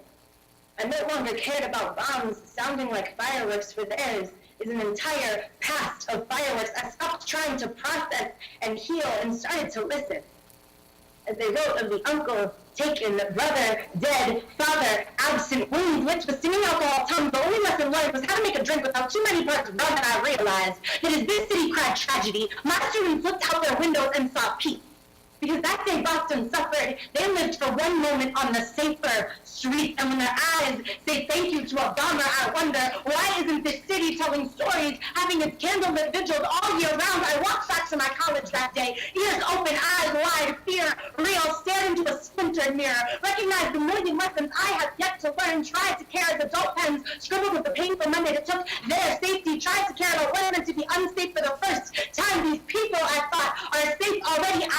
And already safety shouldn't be happenstance, shouldn't be lucky, should be always. I want to keep everyone safe. I can't keep everyone safe. I'll try to keep everyone safe. I'll keep my students safe for 2 hours of every poetry class. And if you use your ears and try to listen, then maybe this is how we start giving back. Wow. Well done. Chills, Seriously. tears. Oh my goodness. I feel like I should snap. I have on the right hat now. Just amazing. Yes, Just Yes, amazing. snapping. Well That's done. the Yes, culture of snaps. it all. Tell us, we've got an opportunity here to just kind of, interpret more about what you're saying and the real message that kind of came from, that creation. Yeah, I think for me, and in thinking about this conversation, I think that what I wanted to add to it is the fact that I think step one, my students taught me that step one is listening. We can talk about giving, we can show up and say like, hi, I want to give something, I want to help, I want to do all this work, but at the end of the day, like, if you're not listening to the people that you're trying to help, you're not going to do any helping. Because I walked into my classroom ready to process with them something that I thought had affected them, and they wanted to write about the stuff that they've been writing all year long, and they wanted somebody to listen to that and not to tell them what mattered to them, but to listen to what mattered to them. Right. And I think that for me, in this community in Boston that I've been so blessed to enter, in the spoken word community in Boston, there's so many organizations that are doing that work here about listening to young people, and I think that's where like helping starts is with listening. And if you guys will let me for 1 minute and 30 seconds bring up my group, we actually have a poem that I think reflects that a little bit. So Flatline, y'all wanna? Yeah, let's see Flatline and Flatline come up again for What is the website and Twitter for Flatline? Oh, we don't use Twitter as Flatline. We use Facebook. I know, we're behind the times. So give us the address. Twitter, which is at Lissa_Piercy, and on Facebook it's Flatline Poetry. Facebook.com/Flatline Poetry on Facebook. Thank So you. what is the name of this piece? What? What is the name of this piece? Oh, this is called Worship, and it is, well, you'll see. But I'm going to let everybody introduce themselves really quick. I'm sorry. Oh, hey, I'm Kaylee O'Keefe. Hi. I'm Guillermo Caballero. You have to say that name again because I missed the whole thing. I'm Lewis Morris. Yes. So we're Flatline. Hi. Hey. We're going to kind of squeeze in and, We see you good, so come on and we'd love to hear it. All right, here we go. Ready, y'all? All right, let's do it. Poetry is not just written. It lives beyond the silence of complex metaphors and reread stanzas. Beyond the percussion of alliterations and punctuation. We speak it. Then feel it. Until we know it. Poetry is the way we worship. It's not just words. It is the pain that gives meaning to them. It is a loved one that stole your senses and replaced them with a reflection of himself. It is a child that taught you how to define nonsense without a prompt. It is the revolution vividly depicted on the battlefield of mind. And when I stare at this page after, it is revelation. The truths that stick, stuck in my subconscious, find their way into my page, in search of all the things my memory was too afraid to say. And as I put this pen to the side of my temple, triggering old emotions, I let brain send word to right hand so that ink can speak louder than vocal cords. Poetry is not just written. It is scribbled and rewritten and crossed out and rewritten, thought and memorized and dedicated to you. But this stream is only a fraction of our interaction. We're here to make connections. From words to rhymes to sentences. From big ideas to revolutions. From this stream to your living room, poetry is the way we worship. So, tell me a story. I found poetry in the aisles of a basement church. In the encouragement of a teacher. In the bold type of a library flyer. In the memory of late-night phone calls. In the cadence of 7 artist voices, I realized what it meant to feel words. So feel them. Because poetry is not just written. It is heard. Yes, it is. Wow. Well done. Yes. Oh my God. I love it. So you guys are out of Boston? Yes, we are based in Boston. We do poetry workshops. Actually, 2 of us just went through a professional development training with a nonprofit here called Mass Leap. Nice. So we are trained in teaching poetry workshops. Nice. And we also host open mics at Wheelock and Mass Art. I want to learn. I don't know about you. I want you to, Just Greg, I want you and Just Greg to we're gonna connect. put them together. Yes, Gotta get them together. you guys have to connect. He Yeah. says Brave New Voices. Brave New Voices, that's what you guys remind me of. Lewis was in Brave New Voices in high school. He's our BFF. Yes. Let's give it up again. Lisa Piercy, you. Flatline. Amazing stuff. Amazing stuff. Thank you. Thank you so much. We'll see you soon. Thank you so much. Thank you. Thank you That so was much. We just- appreciate the It opportunity. was. I had to take the hat off doing the Boston. Yeah, hats call. off I to mean, I had Flatline. Yeah, absolutely. This is a Thank Absolutely. you, Flatline. Thank you, Thanks, Lisa. guys. this is a fragmentation of our Oshalom, conversation, Shelton. What's that? It's a fragmentation of our conversation. Man, you're rhyming It's all all about day. peace. This is what they said. I It is, took it it's up. amazing. Pick up quick, you know. You know, Oh, that's so now you're a rapper? I'm what a just spoken word happened? artist. Okay. You But I are? got my hat on. his hat proves it. Yeah. What I love about what we're doing today, and all of you are seeing this, that we brought together. Hey, think about this. We've been on the air for about an hour and a half or whatever right now. And we've had everyone from celebrities to world changer and world leaders to UN Foundation. the UN Foundation. We've had Gerald's. Executives. Yeah, executives, right. And we had Envy. Okay, first of all, I love the silence that happened after that. It was almost like, oh, like it was like, that was He's getting you awesome. back for that unselfie. That's how you selfie there comment. toss it. And she's like, what? What'd I do? No, you know what? Here's the deal. This type of day allows us to do this. So what we are loving is this too. I mean, look at this. Look at the conversation that's just flowing. GT Live is just people all over the globe, and this is just one hashtag, our hashtag. This is not all of Giving Tuesday. You go to search on Giving Tuesday hashtag, you'll see even more tweets. Even as we're sitting here now, more tweets are coming in. Go ahead and read one. You know, so you know, look at this. I love this. They're so Go good. ahead, you guys, go ahead. Give us one of these. Words I resonate. Okay, this is from Evan Baldwin Carr at Evan B. Carr. Words I resonate from with Lisa Percy on GT Live. That's our hashtag, by the way, if you want to join in the conversation, GT Live. When we grow up, we have to define what giving means for us as adults. Indeed, absolutely. Giving is poetic with Lisa Percy. If you're not listening to the people you're trying to help, you're not going to help anyone. Yeah. That is so key, and that's what we've been saying, I think, through I mean, we started with Holly, and then we moved on through toward the psychology of giving in our panel. That's the very first thing that Aaron said. He's like, Yeah. you have to listen. Yeah. Because what are you giving? Like, how do you know someone's needs if you're not listening to what they're telling you their Put needs your are? ears to the ground. How about Come on. that? So we got something really fun and special coming up, right? So we're going to make a transition. Here's what we have. We've got this holiday show and tell, really. This is going to be, and I'm going to call them out there. Home Shopping Network, QVC have nothing on us right now. No. We've got right here live from Benjamin's desk in Philly, we're going to have Just Good. Brian Weinberg, founder, is going to show us. It's just good. Like, it's all just good. Yeah. So here's what we're going to do. We're going to take a really quick break. We don't want you to go anywhere. Okay. He's like, but great. we've got to, yeah, we're telling our tech team. So great. what we'd love for you to do is to get up on your social media and tell people to come on and join the broadcast. Yeah. We're going to come back in like 5 minutes. No, seriously. No, very seriously. Do you see this? We'll We do can the follow showcase. you. We know. Hold you. on. No, I'm not even going to tease it. And then after that, we've got a awesome panel, 21st Century Giving. I am What's gonna tease trending it. with that? We've got some folks coming on that got Indiegogo, Prizeo, Donately, all will be on with us as MV is the center of attention always. So folks, keep it locked right here. We're gonna go back, let you have a break. We'll take a break. We'll take change. Oh, I'll put what's a in new. my purse? Maybe I can get a new hat. Can I get a new hat? Yeah, I think that you're. Yeah, one it's of- Oh, a I little can floppy. fit my broken iPhone in it. Giving Tuesday Live, GT Live. Join the Tell everybody. conversation. We'll be right back. Hashtag GT Live.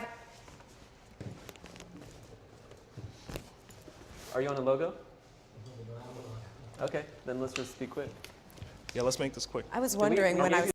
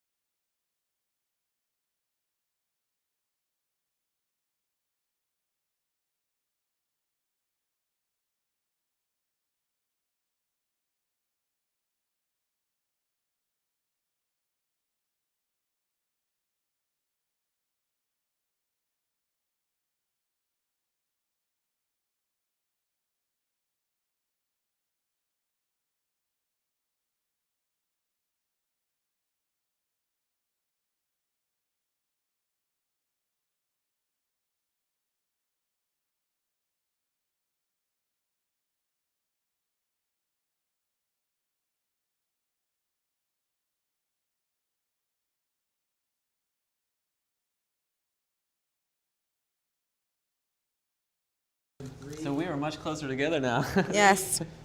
Let's do it again. Alrighty. We are much closer together. Can I do it now? Welcome back to Giving Tuesday Live. My name is GT Live. Hashtag GT Live. My name is Envy McKee. This is Shelton Mercer. We have Brian Weinberg here. We are doing some awesome stuff. This is the holiday season, as we are all familiar with. You know, after Christmas happens, after Thanksgiving happens, after you're full, and you know Hanukkah, all of that stuff. Thanksgiving. So now you know we're full speed ahead to Christmas and Kwanzaa and whatever else you celebrate. And you say so aphrodisia one more time. Okay. Well, my book is. What is that one from Seinfeld? It's the one with the pole. Festivus for the rest of us? Festivus. I don't know who in here celebrates Festivus. I don't they know might about want to buy places something with for poles, Festivus. but okay. Yeah. You never Keeping mind. it clean, but I'm bummed. Yeah. Okay, so what you're looking at right here, these are all really just good. Like, have you ever heard of products that not only look great, but they're actually great for the world? Like, that's just good. Yeah. And it happens to be your company, Brian. Yeah, I'm excited. We're only launched for less than a month. Really? And yeah, we're just coming out of the gates right now. I mean, Tom Shoes really kind of broke past the idea that a company can have a deeper mission, and it can have a leader who brings it all together, and they can care about their stakeholders. Meaning, they can, for example, this watch plants a fruit tree in Haiti. Every time Which you buy is really one, cool. it's made out of upcycled wood. So I want you to go slow, because as you're talking about this stuff, I want to be able to have it so that people can see what it is. Okay. So what you're looking at here, these are 100% natural wood, and the company is WeWood, which is really cool. And these are all wood watches. Are you getting close? I love Can you see watches. it? But wait. See, Let's I'm- tell more. Hold on a second. Before we show the products, I always got to mix things up. Brian, there's a lot more to this story about Just Good. Let's set up for people, because this is so important. We're going to show them all these gifts that they can have. Can you guys set up while All right. I'm showing the Are you going to cute show watch? a watch? Because you're just defiant. That's what MVP Defiant. does. Did you hear that Right. word, ladies, that Defiant. he used? Defiant. Wow. Did you hear that? Hashtag defiant. Hashtag defiant. Who's going to be Queen defiant? Who else? But Brian, talk to us. Envy plays with those watches there. Talk us a little bit more about what compelled you to start this company. Great question. I was. That's 4 great questions for That's actually- Shelton today. That's actually 6. I am counting? 6 great. Six He's great. keeping tabs.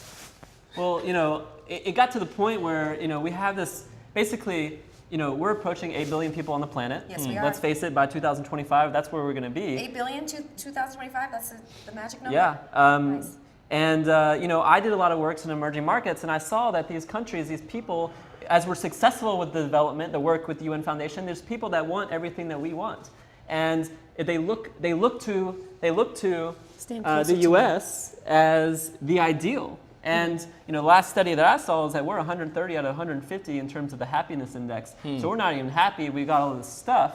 And so I thought, if everyone else starts to live like the way we live in the U.S., then we're going to use up our resources of our planet. It's actually be 3 to 5 planets worth of resources. So we need to build a new conversation. Yes. We need to build a conversation about the modern lifestyle. And I'm not saying that we all need to wear knee-high boots and matching Star Trek uniforms, but we do need to be a little bit more intentional. Which actually might be cute in 2025. Yeah, it might be the thing. We're not there yet. At some point, we're going to say, you know what? No fashion, just wear the matching.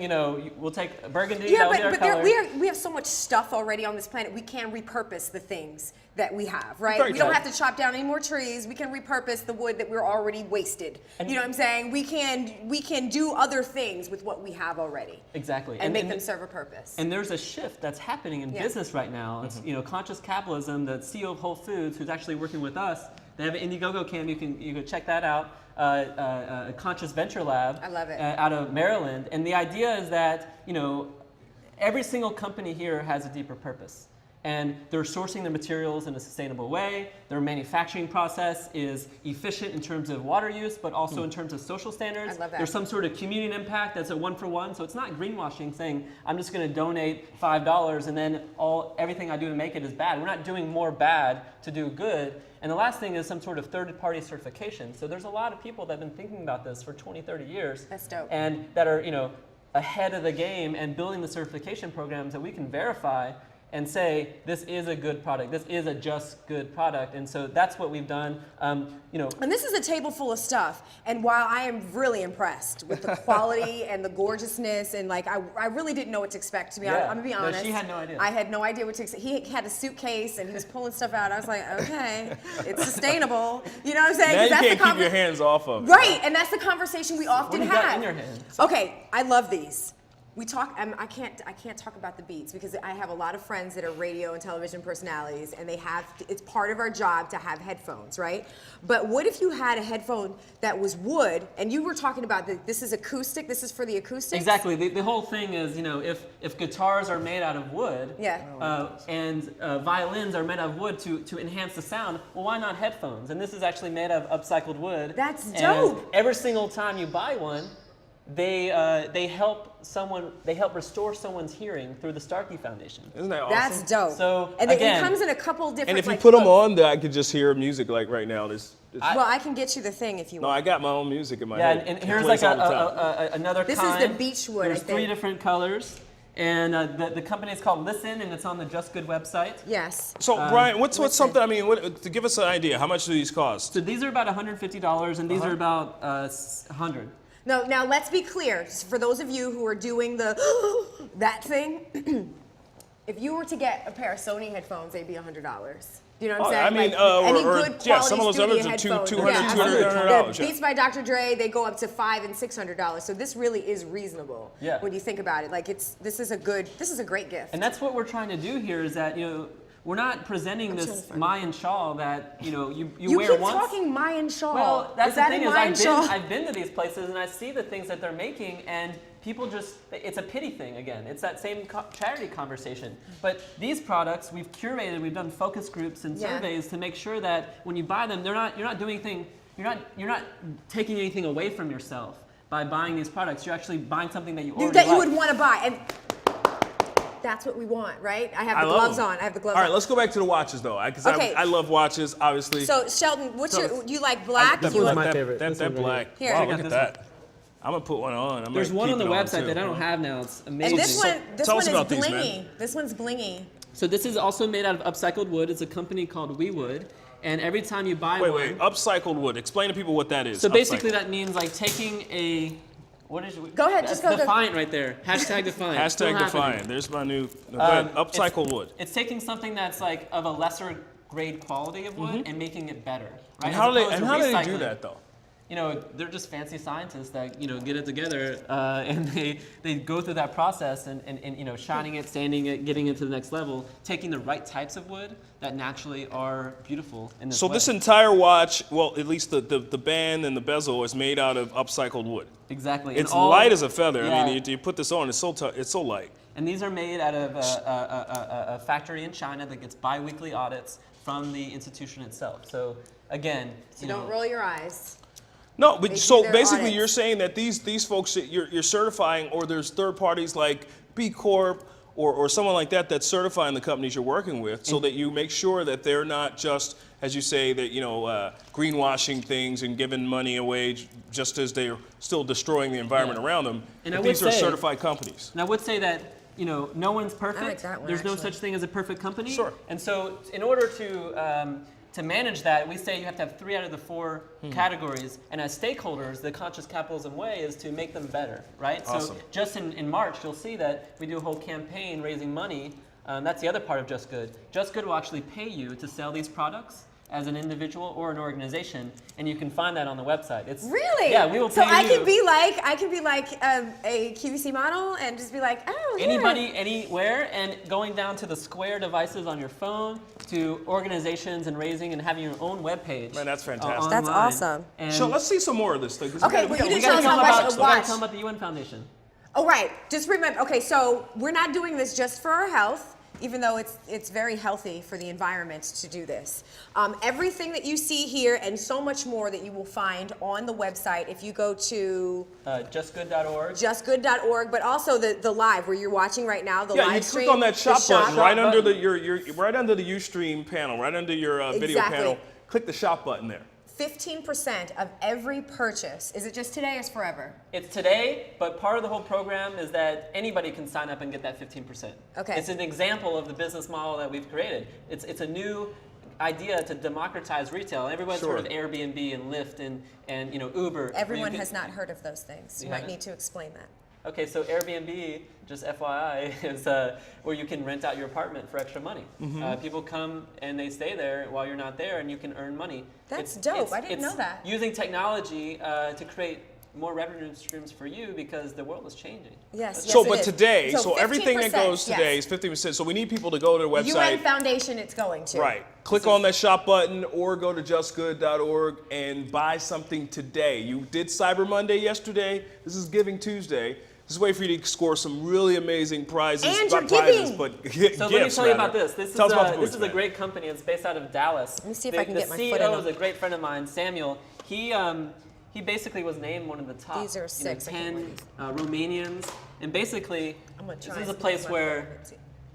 Oh, here. I was going to try and squeeze my foot in, but you got it's the not other going side, to you got the tag too. So every time, this is exactly like Tom's in a way, but it's actually more durable, where you're in the rain. Why? you're in Why are these monsoons. more durable? Well, they're a rubber boot. They last for generations on generations. So these things are passed down. So do you really think I'm going to pass these down to my daughter? Is that what you're telling me? That's Well, gonna I mean, happen? maybe you won't, but other people might. No, this is cool. No, I love rubber So boots. it's a one for Gardening? Are you a gardener? Wait, show them the children ones. Oh yeah, they're so cute. Oh, look at these. Aren't These they are cute? adorable. Well, yellow is my favorite color. These are really adorable. And these are about $85. These boots? Those are cheaper, but these are about 85. Okay. Well, I don't know what the rubber boot thing is, I but it always sounds see like it people wearing goes. those 100 boots, and they're They are like the duck And boots. like you said, those are going to last. Show us something else. What else you So got? these on? are a one for one. So every time you buy a pair of boots, someone else is getting a pair of boots. In these countries where they don't have access to boots and things like that. Oh, that so great? you're buying a pair of boots for yourself. This is the Tom's There's one for model. one. Right. So it's one for one. You buy a pair of boots, and somebody that needs the boots will get some in another country. Fantastic, fantastic. That's awesome. And What else you again, got? they're not just something that wears up. They're They'll something last that lasts forever. for a while. Until You got some in your hand. I know. So these are I think the coup de grace. I would love to save them for last, but they're not. No, I just want to get to them now. A purse. Right. They're You they're like those clutches? Clutches. They're great. Can you go out front? Yeah. Yeah. So this is a company called Seco Designs. Yes. Look at the fringe And they do lots of other stuff, but we just fell in love with these clutches, and they're made in Uganda Yeah? nice. by basically there's a situation between high school and college that exposes young women to very vulnerable, risky society. Basically, what they're doing is they're hiring them and training them to make things. That's Oh, that's awesome. in Africa. Love to hear that. And the way that works is they take they match 50% of their income in a scholarship fund, and they're able to ensure that they're able to get to college, right? So they're making sure that they're empowering women, which I is love what this it. is all This about. is great. Making stuff that people want to buy. Now this is leather. It is leather. Okay. Is it up-leveled leather? Like some people are. So this is one of the things where people got to. It's not a perfect storm. A lot of them are organic materials, especially this one. But sometimes in Africa, it's hard to source those types of things. So that's part of what the Just Good approach is. They've got 3 out of the 4 criteria, and we're trying to get them to that next level. And let's be real. I mean, you want to People appeal still wear to a leather. wide audience, and Yeah. we want to make sure that folks of all lifestyles can get gifts that are going to do something that's going to be a different type of product than they would buy from a regular retail store. Okay. And what? This is United by Blue. There's a little logo right here. It's on the Just Good site. This and is basically, mine. Shelton has bought this for me. Really? Yes. And you know Brian what? didn't pay It's- me enough today. And it goes so flawlessly where you can just put my book, Oh, it the matches. Stellar Trilogy, right on in here when you're shopping. I love Shameless plug. That was No. my book, the Stellar Trilogy. It's awesome.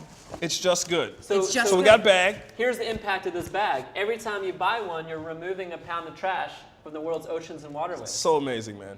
So amazing. And okay, there's and floating, the scarves. there's floating Floating trash, trash in the ocean that dumps are larger in the than ocean. states. Yeah. Now, is this from like the oil companies and all of that They stuff? actually go themselves and start picking up trash. and That's a they- company they we want to measure all of support. that. I love that. Shelton And you can go purchased too. this one. Gotcha. for me. Call This us is and mine. we'll go all together and we'll take a We're picture. going to all It'll go be to great. the ocean. Let's Now, see let's some talk more. about 'cause the we're- soy candles. These are amazing. This is a They company do. called Smell this. Philanthropy. Oh, that's beautiful.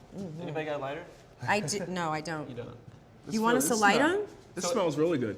So every single, again, what's really exciting about Chillanthropy is that... Did you say Chillanthropy? Chillanthropy, that's the name of it. I love it. Yeah. And every single one has a you. different impact Just gonna associated. put this in my bag. You know, helping gardens All the in stuff I'm Mexico. taking with You gotta me. watch her, man. Somebody Watch this please, one. Defiant, hashtag. Watch this lady. Stop putting it in the So, headphones in there. Chillanthropy. Tell us some more Chillanthropy, rather. This candle actually is a Barcelona candle, and it helps create a bike share program in Barcelona, Awesome. where That's everybody's done the bike nice. share program. That's You go in the city, and it's more sustainable. That's part of. Dude, part that of is And this one's fantastic. called Barcelona. I love No, sandalwood I love scarves, right? And, He's like, it's it is? It's a running joke. I love scarves. This is a beautiful It's a scarf, running joke right? with us too. Yeah, I know. I don't like getting my neck cold. So speaking of Ethiopia earlier, Yes. Spencer's impact. Well, these are again designers empowering women, giving them above average pay in Ethiopia. This is an organization called Connected in Hope, and Awesome. these are. What's maybe how much are these scarves going It's for, about man? $30 to $40. Yeah. Which is reasonable. And they're all It- different it seems colors like- on the okay. site? There's You've yoga got some gear. over here. Here's another one, and on the site, I don't know if I brought everything, but there's a lot more. Here's this color as well. You want to keep warm too, so we've got another company called Greenola Style, again empowering women. Yeah. Greenola. I mean, listen, so people complain sometimes about getting hats and mittens and socks for Christmas, but frankly, these are going to keep you warm, and if you're going to put these as stocking fuzzies. stuffers, get one from this company. I mean, Greenola through justgood.org. So it Absolutely. transforms a 15%. woman's life. Yes, it does. So, all right, Yoga. New Year's coming. People are going to be wanting to Get it tight. get You're gonna all do the some yoga holiday for us, stuff I thought. off. Oh, you want me to? No, we can't. No, we're not. You can't doing do that. You're not our ratings would skyrocket. We don't want that. Well, that's what I we do, can. I no? can do an inversion. This is a company called Cozy Orange. It's beautiful stuff. I've gotten great feedback. It's one of the best sellers. This is lovely. There's more on the site, but essentially, again, empowering women in this design using sustainable materials. So amazing. And you know what I think is so cool about this? And so you see how we're going, well, me, I know I'm going giddy over it, but even you guys are kind of getting into it. Like, it's fun, you're shopping, but there's a story behind everything. Yeah. How often do you go into any store and there's a story behind anything you're buying? Except for the debt that people are going to get Except into. for the debt. Not ever. It never happens. So That's- this is beautiful. It's a beautiful conversation. I think part of what we talked about earlier with the experts in the panel was getting people to the conversation. It doesn't matter Sure. how you get them to it, just as long as you have it. And this is how you get people to the conversation through So amazing. fabulous stuff. Brian, so here's I think what we want to make sure today was about having conversations about the way people are changing the world, but actually this is a day of action. So not only will Brian wear his bag with his That's my bag. earphones, There's He's a just lot of holding stuff it in for here, me. actually. but here's a quick action you can do. You can go right Let's there to grab justgood.org, or again, you're watching this webcast, click on the shop button, and buy me something at Shelton Mercer. Please. I love the headphones. Where's my wood headphones? They're right here. I love this watch right here. So let me tell you about this company, because I haven't told you This about is that one. epic. So this is another style watch, Epic International. Y'all want to hear the impacts Yes. behind this, even though it's a pretty cool one? You read it right there? Yes, it says, because of you, an individual in a developing country will receive clean water I'm sold. for an entire year, 1 and year. the opportunity to attend a health education clinic. I'm sold. This is my new watch. This is awesome, and it's made in Newport Beach, All California. right, That's that's awesome. mine. Thank you. So that's Epic International. That's dope. Sticking on There's the some water jewelry. thread. This shirt is No One Without. It's a great company that I'm really excited about. I love this shirt. I wear it all the time. Do you know what this is? Can you tell? Obviously, everyone knows. It's certainly not a cell phone coverage map. AT&T or Verizon? Well, I'm not calling That it. is so Look funny. at that. That's a map of the world. Yeah. Isn't that great? And that's what this is all On your about. T-shirt. dope. All right, Every I'm time taking you- one of those too, and the watch. All right, here. Grab it. So I got I'm gonna T-shirt, watch got a that online watch. for that. All right. For the UN Foundation, I'm going to tell them they're going to. No, I'm buying these today for the UN. On behalf of the UN Foundation, I'm going to rock this epic watch for the rest of the broadcast and the rest of the next 2 years. Thank you very much, Brian.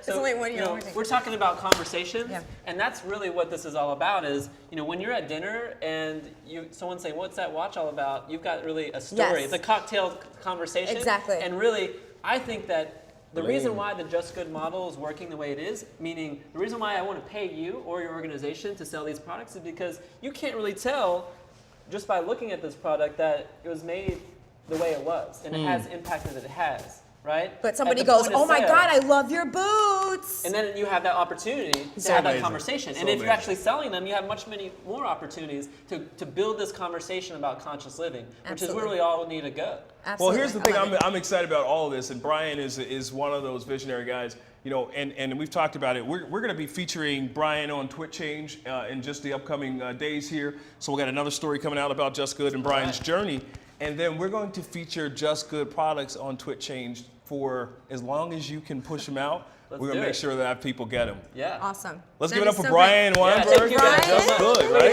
Yeah. I just want to make sure we mention one more. people's the company names and Yes. we saw it. So this is Yellow 108 on Just Good, Roma Boots, WeWood, Seco Designs, Greenola, Connected in Hope, Trilanthropy. Oh, he said yellow. I've done my homework. You can This see. is You have. Listen. Listen and Cozy Orange, No One Without, and I think that we're good to go. Epic International. And don't forget, The book. this Can you, lovely what is the book about?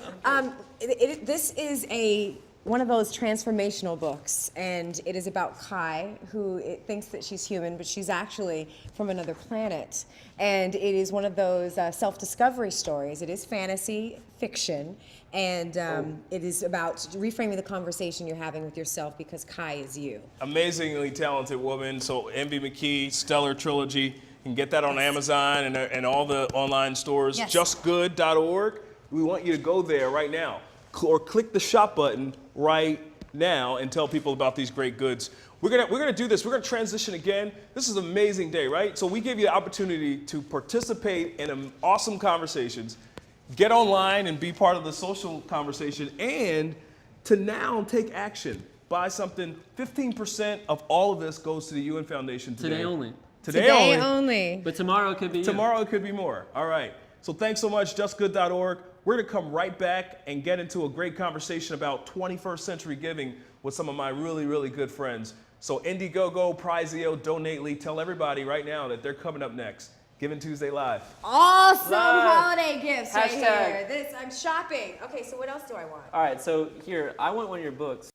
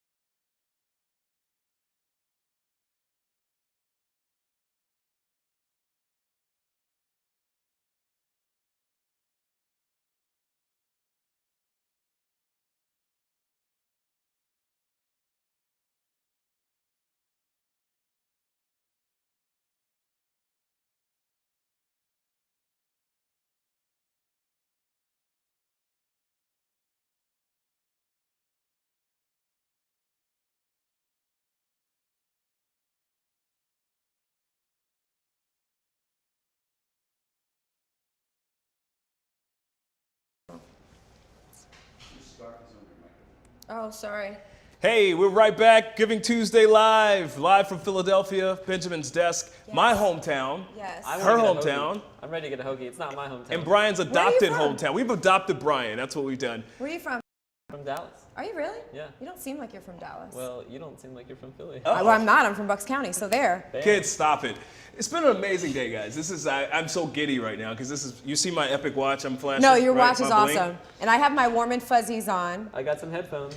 Headphones. So here's where we've kind of gone, and thank you for those who've joined the broadcast for us. We started out a little while ago with just talking about framing this Giving Tuesday conversation, and we've had Holly Robinson Pete from Hollywood coming on. Holly Rod is she's in Yes, Hollywood, but yes. Holly Rod is her foundation. She's talking awesome. about the celebrity passion and how she's leveraged her celebrity to do amazing things for Absolutely. autism and Parkinson's support. And then we had some other folks from the UN Foundation, Aaron Sharinian, Dr. Elizabeth Lombardo, and Spencer Gerald, excuse me, from Spark Experience.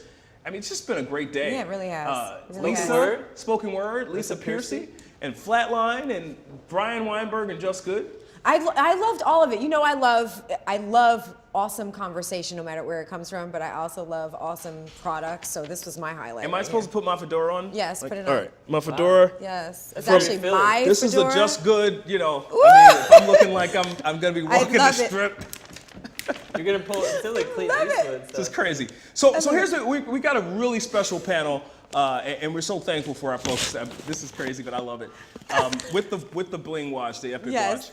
watch. So here's Indiegogo has been a great partner for us, and even in our broadcast, Brian. And we've got today. I mean, they're Downstairs right now, as you're watching, you can click the donate button. downstairs. So below the video panel, right, you can click the donate button, and it's going to take you to Indiegogo. They've got a Giving Tuesday page set up, and they are matching. And we're going to let Bree tell us more about it, but they're matching donations today. It's really pretty awesome.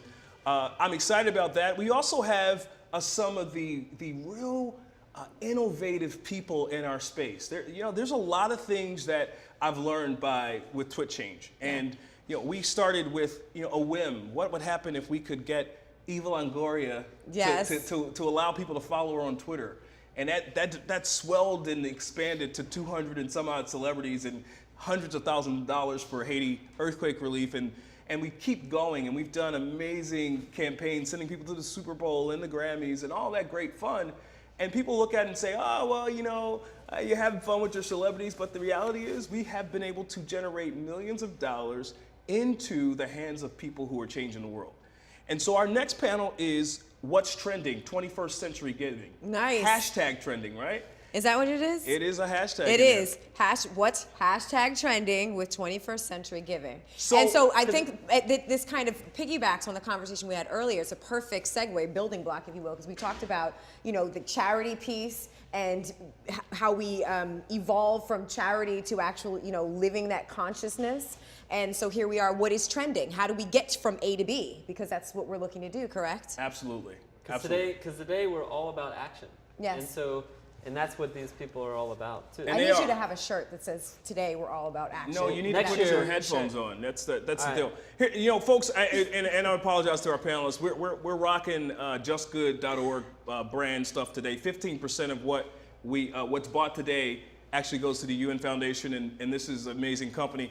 I want to introduce our panelists. For our next panel, we have some awesome people from Indiegogo. We have Bree. Wait, you didn't have this about? Oh, okay, Brianna Di Giammarino. You got it right. We wanted to get her name just right. Oh, he was looking at me to say your last purpose. name because it's phonetic. We've got Bree from Indiegogo. We've got Bobby here from Prizeo, representing Prizeo, new online charity raffle. They're like a real brother to us. We love what they're doing. And then we've got, who else on our paper here? We have Leo Segal and Javon Van. Gronasian. Exactly. Gronasian, is that right? He's going to fix it for us. He No, is tell creative me. director for 50 and 50 and also for Donately. Welcome, folks, to the panel, What's Trending, 21st Century Giving. Hi. Thanks, guys. Is Thank it you. Gronasian? Thanks for having us. Is So it Gronasian? Javin, you got to help Javon? Envy to pronounce your name properly. And the rest of America. It's not easy. I figured it'd be a pretty easy read. No, it's Javin Van Groningen. Oh my God, it's Groningen. And here I am, Van Groningen. And he's like, no, it's Van Groningen. So here's what's, and I'd love to start with Bree. You start the conversation as we talk about what's trending. As we said, Indiegogo has been an awesome partner for us for this event, for this Giving Tuesday Live. And you folks are doing something really special. So I want to give you an opportunity to talk about what Indiegogo is doing with Giving Tuesday, and then we'll jump into some more conversation with the guys. Great, thank you so much. Well, Indiegogo is thrilled to be part of Giving Tuesday and this initiative, and particularly honored to be joining you on Giving Tuesday Live. So thank you so much for having us. Thank you for being here. Indiegogo, just as a quick overview, is the world's largest global crowdfunding platform, meaning that we enable anyone to post a campaign for anything from anywhere in the world. And we help those people to achieve their dreams by running their campaigns. We do now have campaign owners and contributors from 196 countries and territories. We've facilitated millions of dollars through the site, have millions of people who come to the site every week, and have supported 150,000 campaigns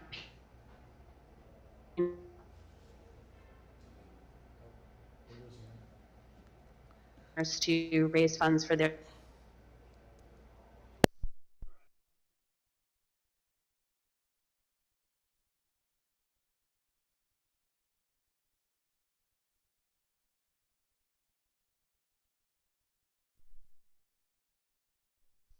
Are we down? Can we hear now? Bree, we kind of lost the audio for a minute in midstream in your sentence. So let's just pick it back up from where Indiegogo's campaigns for Giving Tuesday Live. Let's be clear. We have had very minimal technical difficulties.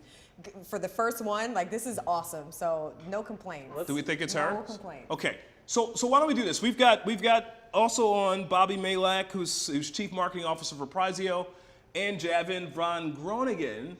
She's back. There she's back. Who is with 50 and 50. So we lost Bree. We're gonna get her back on. We'll kind of come back on the other side of this. Here's what we want to talk about, and I want to give a little bit of a background for these guys, and I'll let you talk more about your companies. We know Indiegogo is one of the crowdfunding leaders, and they've gotten into the cause and charity space with their new platform. It's awesome. Prizeo is another really hot young company. Brian Baum and Leo Siegel, who I met earlier this year, who launched similar to what we do. They do online raffles with celebrities and amazing experiences, kind of like a Kickstarter, even Indiegogo experience.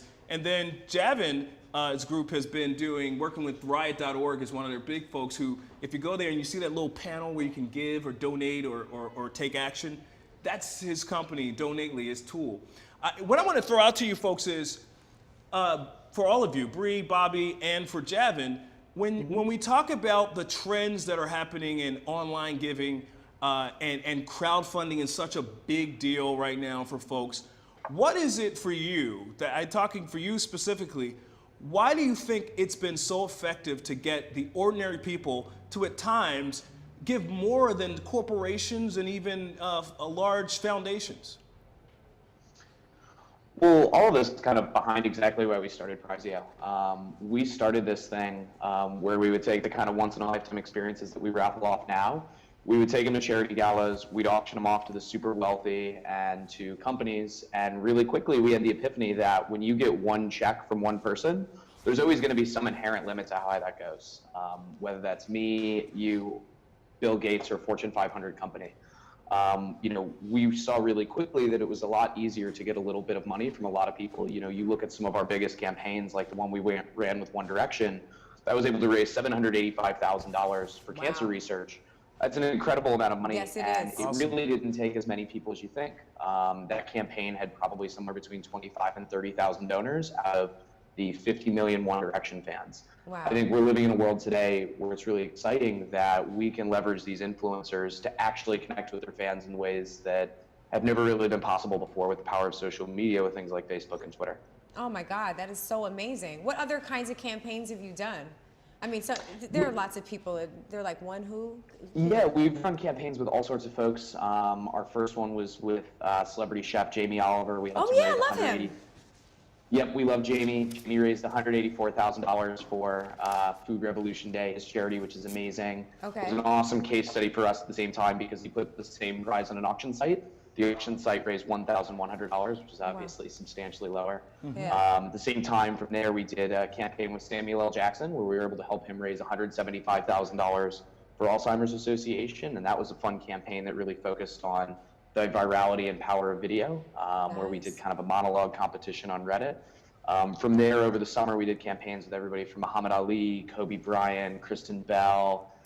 We're running one with Ed Sheeran right now. In the next couple months, we've got ones with everybody from Miley Cyrus to Britney Spears, to David Ortiz and a whole host of others. That's awesome. So That's break it really down for cool. me. What exactly are you doing with these people? Because I'm new to your organization, and I just want to know how I can talk to who was it? You know, Justin Bieber? Is that One Direction, man. Ed Sheeran. Yeah, Big stars. so what we're trying to do is we're trying to democratize once-in-a-lifetime experiences. Yes. So usually the way that these things happen is you have an experience like golfing with Samuel L. Jackson or going on a date with Kristen Bell or going to Rio with Alicia Keys. These types of things we have on our platform traditionally were something that would go to a charity gala and someone would buy for $10,000, $15,000. We saw that celebrities didn't want these just to go to the children of the ultra wealthy. They wanted to experience things with real fans. Yeah. So we're really turning the model on its head as we're trying to democratize it where, you know, as you guys said, it's more like a raffle, a lottery, whatever paradigm you want to put it to, where you can buy it's one going ticket for one towards chance for something. $1, 1,000 tickets for 1,000 chances for $1,000 at a chance to have dinner with Ed Sheeran. So fantastic. That's awesome, and it goes to a good place. So Absolutely. are you working to? Okay, so the celebrities approach you and they say, "I want to do blase to raise money for my charity," and that's when you guys step in. Yeah, so we're working with celebrities and the causes that they're really passionate about. You know, with Kobe Bryant, for example, we did it for his family foundation, which really focuses on homelessness in Los Angeles, which is a cause near and dear to him. Right. For Alicia Keys, we worked with Keep a Child Alive for charity, which focuses on helping children affected by AIDS. With Will Ferrell, which we're getting ready to launch, we're working on a charity he actually started when he was in college, focused on scholarships for cancer survivors. So Cool. really each of these campaigns, we focus on picking a charity that is a cause that's really important to the celebrity because they're going to get way further behind it. Man, that's Oh, so that's dope. exciting, and you know, so there's that part, and what Indiegogo and Prizeo are doing with around the crowdfunding, but then there's this other part of what, you know, yeah, I could donate, I could buy a raffle chance, you know, but I also may need to do something like support a petition, or maybe I need to sign up to volunteer, or maybe I just need to amplify a message that's really important to me. You know, Javin, you folks with Donately tapped into something that is, I think, really spectacular. Tell us a little bit more about Donately, what it does, and places that it's being used right now. Yeah, sure. So to give a quick background, I founded Donately as well as 50 and 50. And 50 and 50 is an agency that's working directly with nonprofits like Invisible Children and a handful of others to just help shape those online experiences. And what we noticed was so many organizations needing to be unique and disruptive in their own space and doing custom experiences for their donors. I think what we were just talking about, what Bobby had mentioned, that Prizeo is doing so well is responding to the need that there is donor fatigue. Donors are kind of bored. A lot of what we've been doing for the past 5 years has not been tailored enough to them and been exciting to them. And so Indiegogo and Prizeo are great platforms to do exciting things. Donately was built to work with organizations to do unique experiences for their donors. So you had mentioned Riot earlier. Riot's a wonderful platform. It's news connected to giving and petitions and everything else. And Donately is the backbone of that system. So it is not so much a fundraising or peer-to-peer fundraising platform, but a backbone for agencies, for social entrepreneurs, and for nonprofits to build custom donation and fundraising experiences for their organization. So that is kind of what we focused on, is to give those unique experiences through the nonprofits. So we work directly with the nonprofits to build those build those donor experiences. That's So awesome. speaking of unique experiences, I don't know how many Indiegogo campaigns you've donated to, but lots of my friends are doing it. I do it too. And I encourage other people to do it if it's an easy way to crowdfund what you're trying to do. I've seen some funny experiences, just $25. I had a guy who, a good friend of mine, he did a guitar song that was about me, for me. For $25 to Yeah, donate? yeah, That's like awesome. come on, like seriously, like. So you wrote your own song for you. He wrote a song about me. I won't show it to anybody. Another fun, I saw a guy who did a live stream like this. He was raising money for a toilet paper company that gave, there's more cell phones in the world than toilets. Yes. So basically, his whole thing was around that problem around sanitation and toilet paper and things like that. So he sat on a toilet for like maybe 20. Bree will correct me here, but for a long time he sat there until he reached his goal. I just think that's entertaining. That's a unique experience. It if I've is. ever That's heard cool. No, That's it a cool really way to is. raise money. And I think, Bree, I'm glad we got you back on. And Hi, Bree. DJ Marino. I can say We it got like it a right. boss. Say it 3 times. DJ Marino. DJ Marino. will we like be whisked away in a twister or Yeah, something? it's like We're going Dorothy. to Oz? DJ Marino. So Bree, I know we lost you for a minute. I want you to talk about your kind of, you folks have been known for doing the crowdfunding around projects like Brian talked about, but lately you've been getting a lot of momentum around projects or campaigns that are going to raise money for causes. Tell us a little bit more about Indiegogo causes and even your role in Giving Tuesday. Yeah, so apologies for cutting out earlier, and I don't know how far you heard from me, but just to recap real quick, Indiegogo is giving $1 for every $20 raised by cause campaigns today, and we have had over 220 campaigns launched as part of that initiative, and they've already raised in some over $800,000. So it's already an exciting day. Wow, that's Yeah. awesome. Can you give that number again? Over 800,000. Over That's right. 800,000. And how many people donated to get to that? That's a good question. We'll have that by the end of the day, but I'm sure it's in the thousands. And those dollars didn't all come in just today. Those have come in over the course of the few days these campaigns have started, and we will have a number for how much they raised today as well. But we're just getting started here on the West Coast, so Yes. we're expecting That's big awesome. things to come. You know, and you can go right now, actually, on our platform, right now at GivingTuesdayLive.com. You can click on the donate button, and that's going to take you to the Indiegogo donation, Giving Tuesday page. Yeah, thank you, Brian.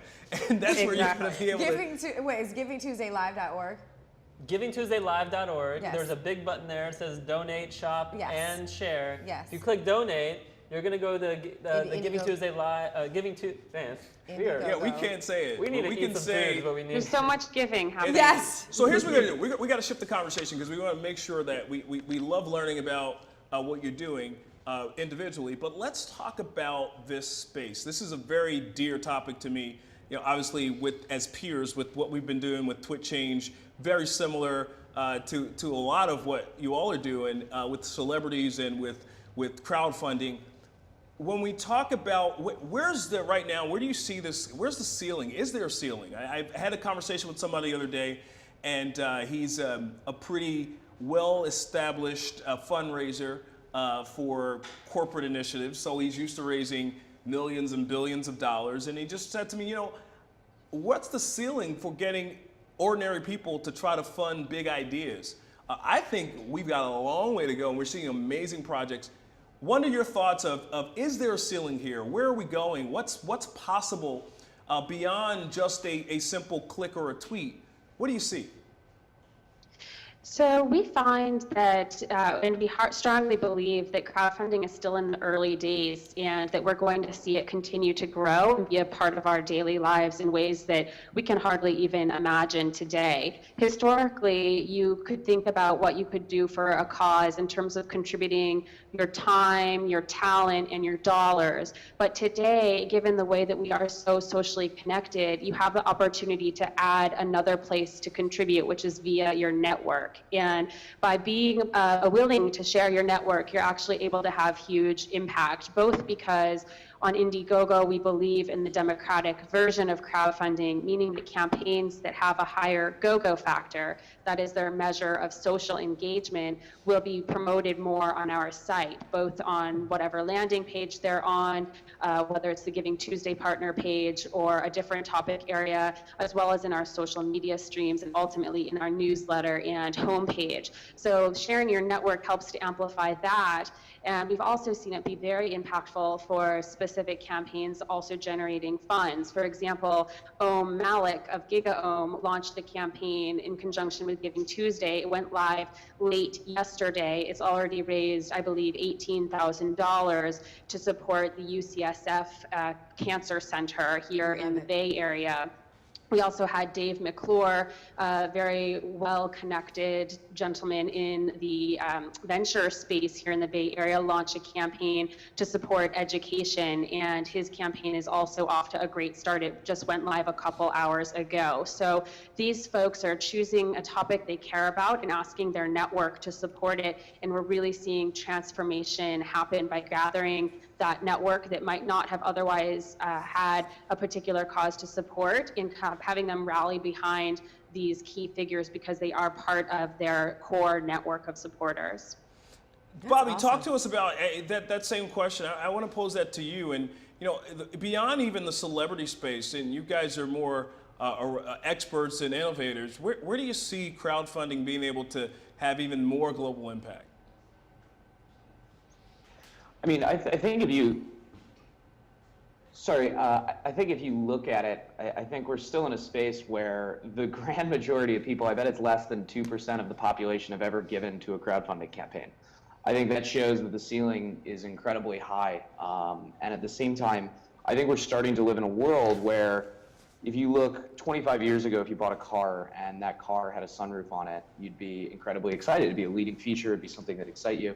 Today, if you buy a car with a sunroof, it's kind of just an expected thing. Right. I think that we're starting to see giving evolve to that same point where 10 years ago, when you bought a pair of Tom's shoes and you learned that a pair was donated to charity, it was this shocking, crazy thing. Now, every water bottle you buy from Procter & Gamble, everything you get at Starbucks, all has a piece of giving in it, where it's starting to become an expected thing. And I think that started really on the corporate side and has been impacting kind of our buying decisions. And I think it's starting now to shift where instead of people just having to do it as a reactionary thing in their purchasing, they're also starting to drive and actually take action on their own. Which is kind of what we were talking about earlier. And all the statistics support this. Nielsen, Cone, I mean, 79% of people rather buy something that has a cause related to it. Sure. Also, I have to just say that people rather work for a company that does good, right? Because you get that feeling, that extra, lifespan, let's just say. Absolutely. And so, Javin, I really wanted to, here's my thought about this. So we've got the ability to drive, we say numbers like $800,000, $700,000. We've had campaigns with Twitch Change that have raised over $600,000, $700,000 as well. Beyond the dollars how do you measure the impact that people coming together to amplify a message? I mean, Javin, talk to us about that. What have you seen in the ways of the impact that the abilities for us to impact causes and policy and or just a passion by motivating the crowd, whether it's using your tool or just in this awesome space we're in? Talk to us about that. Beyond the dollars, how do we really mobilize people in amazing ways? Yeah, it's an excellent question. I think to kind of add on to what Bobby and Brianna were talking about, I think that we are hitting a technical capability here where we can do so much both online and now I feel like we would be missing a huge opportunity to mention mobile if we don't talk about it. The growth of mobile, how much people are doing on mobile now, that they can give, they can share, they can create fundraising pages. I think we're introducing a lot of experiences to individuals that are now making it exciting for them to do. I think the technology piece is now there, and now what we need to do and what we are learning to do is create those really, really engaging relationships with donors, so organizations can tell people where their money is going. The technology is there for that that communication to be really, really open to donors. So to go back to the concept of a ceiling, I think the better those experiences, the higher that ceiling can go. And as we start to auction off exciting moments with celebrities or being able to meet people that you want to meet, that's giving that possibility for growth. And so I think maybe one last thing to mention too that we're working through is just being able to track that visually to the donor. So giving the donor the ability to see what they've given, but aside from that, show them how many of their friends have come back from Facebook and from tweets that they've sent out, given to the campaigns that they're a part of. That helps give somebody more of a social impact as opposed to just the dollars that they've given. And I think that that's maybe what's going to come as that next step, is really being able to show not only dollars, but how reaching out to their friends has really multiplied what it is they're doing and giving them that kind of tactical evidence of that. Question in the middle. I have a question. Okay, so I'm next. Can I be next? yeah, can I? Defiant. Okay. Defiant. That's me. Kids. So the idea behind, and I get it. You know, celebrities are interesting. They're shiny and sparkling, and you know everybody wants to be next to them because they're doing something awesome. But do we really have to be celebrities to be givers? Like, do we really? I'm not taking anything away from the celebrity aspect. I'm just saying, I'm putting out there hypothetically. You know, can't we all be these givers without necessarily a celebrity experience? Maybe. That's for our panel. I think the power of celebrity is all about distribution. That celebrities have a unique opportunity where they have distribution channels with millions of followers that they can engage with at any moment. So, you know, with us at Prizeo, we kind of view celebrities as the beginning, and we view it as a quick growth opportunity in that we can leverage influencers to get involved. But that being said, like, we shouldn't need a celebrity to drive us to do something. Really, kind of where we started Prizeo is less about the celebrity side, more about the urgency. Right now, I kind of view the big giving being a lack of urgency and being a diffusion of responsibility. If I go on Twitter right now and I see like Dave McClure's Indiegogo campaign or anyone's campaign, we oftentimes look at that and say, wow, this is amazing, I'm gonna donate someday. Where the power of technology and Indiegogo and us and everybody are kind of trying to change things is adding an impetus, adding an extrinsic motivator to make someone say, I need to do this right now. Right. For us right now, that's celebrity experiences, like hanging out with your favorite basketball player. But what's to say that a trip around the world wouldn't do that, or a year free of Chipotle, or whatever it may be. That's all I'm saying. We got because it. Think about, I mean, this panel is about what's trending, right? And so lots of people that I'm aware of, maybe it's just my circle, I don't know, I'm from a different planet. Lots of people are talking about kind of the end of celebrity and stop being famous just for being famous, that kind of thing. Like there's a lot of sensory overload with this fame thing and the celebrity thing, and people are starting to go, there's something else, isn't there? So if we're talking about what's trending, you know, the whole celebrity in everything is growing old for lots of people. Yeah. And actually, it's growing old, but it's actually getting back to our roots. Yeah. Because back in the day, before capitalism, before famous people were, that was even such a thing, you know, we thought about, you know, the person that we looked up into society was a mature, fully realized human being. It was somebody who knew themselves and had a relationship with others and the world. You know, the Incas, they lived alongside nature, you know, and that's what we're talking about when we're calibrating our lifestyles. I want to go back to this other conversation that Bobby's talking about. Yeah. One of the things I think may be missing from the conversation today is that, you know, there is a ticking clock. You know, there's a lot of problems that we're giving to. And, you know, not to be a downer, every day people die, every day, you know, people don't have food. And, you know, climate change is, you know, we're living in a world right now where there's 392 parts per million in the atmosphere. We know the only safe level is 350, and it increases 2% or 2 million every year, right? So we know that we're slowly poisoning ourselves, but yet there's no sense of urgency. Right. Really, So I'm like, let's do this yesterday. I mean, that's how I live my life. Is, you know, we got to do this today and today and tomorrow and tomorrow. And all I'm saying is that what a great opportunity here to have Giving Tuesday to make this a conversation and be present to that. Yeah, and that's then, what's trending. The That's world's what's about to explode, Well, so figure it out. I might chime in to actually Yes. say that we're at a moment of maybe not getting rid of celebrity, but actually democratizing celebrity. So Yeah. that anybody has the chance to share what they excel at. And whenever I have a campaign owner who says to me, but I run a nonprofit, I don't have anything that I can give back to people who contribute, I say, well, think about who you know and think about what knowledge you have and pieces of knowledge and experience that feel mundane to you. Like if you're a cancer center, having one of your researchers talk about his or her latest lab results, that might be mundane and everyday to you. But to the rest of the world, that's extremely interesting. It's breaking edge. It's a whole new world that they didn't know about. And so offering that webinar and the chance for the world to engage with your work is so valuable and enables anybody to be their own celebrity and share what they are good at. That's a very good and point. You know, one of the things that we're doing is we're to your point, is it so much celebrity or is it champions? Every celebrity is not a champion now. And that's not what we're saying. So here's what happens though. We don't have necessarily a need, but there's been throughout all of our history, champions rise up, and that could be a child. Yes. It could be an elderly person. Yes. It could be someone who doesn't have the best physical ability or the greatest physical ability.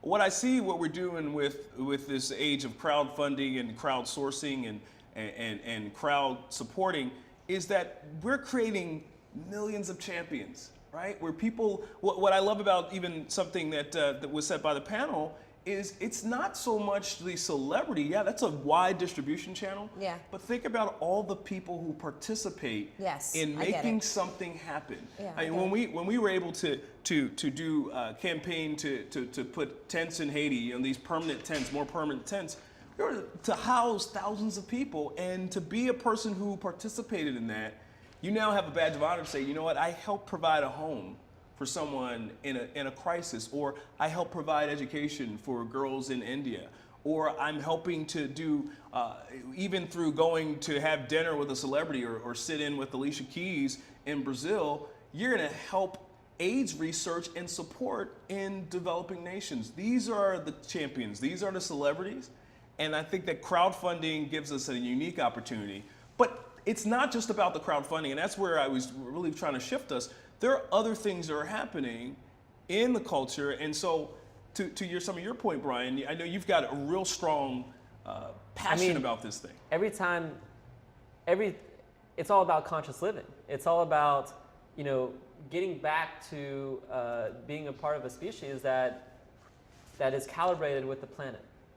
And because, again, sense of urgency, we're either going to do that or we're not. And if we don't, then that's a problem for a lot of us. Well, let's ask our panel. Yeah, maybe I could jump in a little.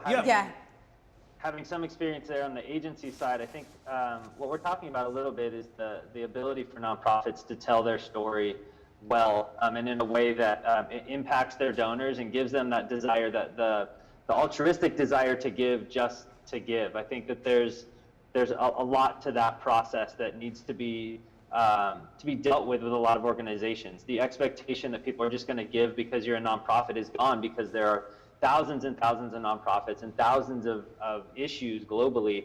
And so you have to do a really, really good job as an organization now to say what your problem is, what you're doing to address it, why you over all the other options. It's really important that they do that so that a donor doesn't have to be sold on a celebrity opportunity or sold on, hey, a dollar match campaign, but just, hey, this is an amazing issue and I should do something about it, whether it's the environment or child soldiers or, saving pandas. Really, everybody has the thing that they're in love with, but it's the nonprofit's job and that maybe the partners that they have around them to really sell that and make it feel good for somebody to support their cause.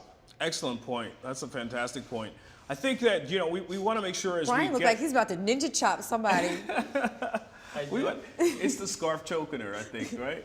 So here's what you raise a good point about nonprofits. So we've got people watching all over the world. They're tweeting #GTLive. It's all over the internet. We love what's going on. Give them some handles, our audience right now. What are some ways that if I am from the largest organization, or maybe I'm a small community-based nonprofit, or maybe I'm just a person who really wants to see change somewhere, somehow, what are some quick ways I can get started on your platforms, or even some suggestions that all of you would give to the people who are watching?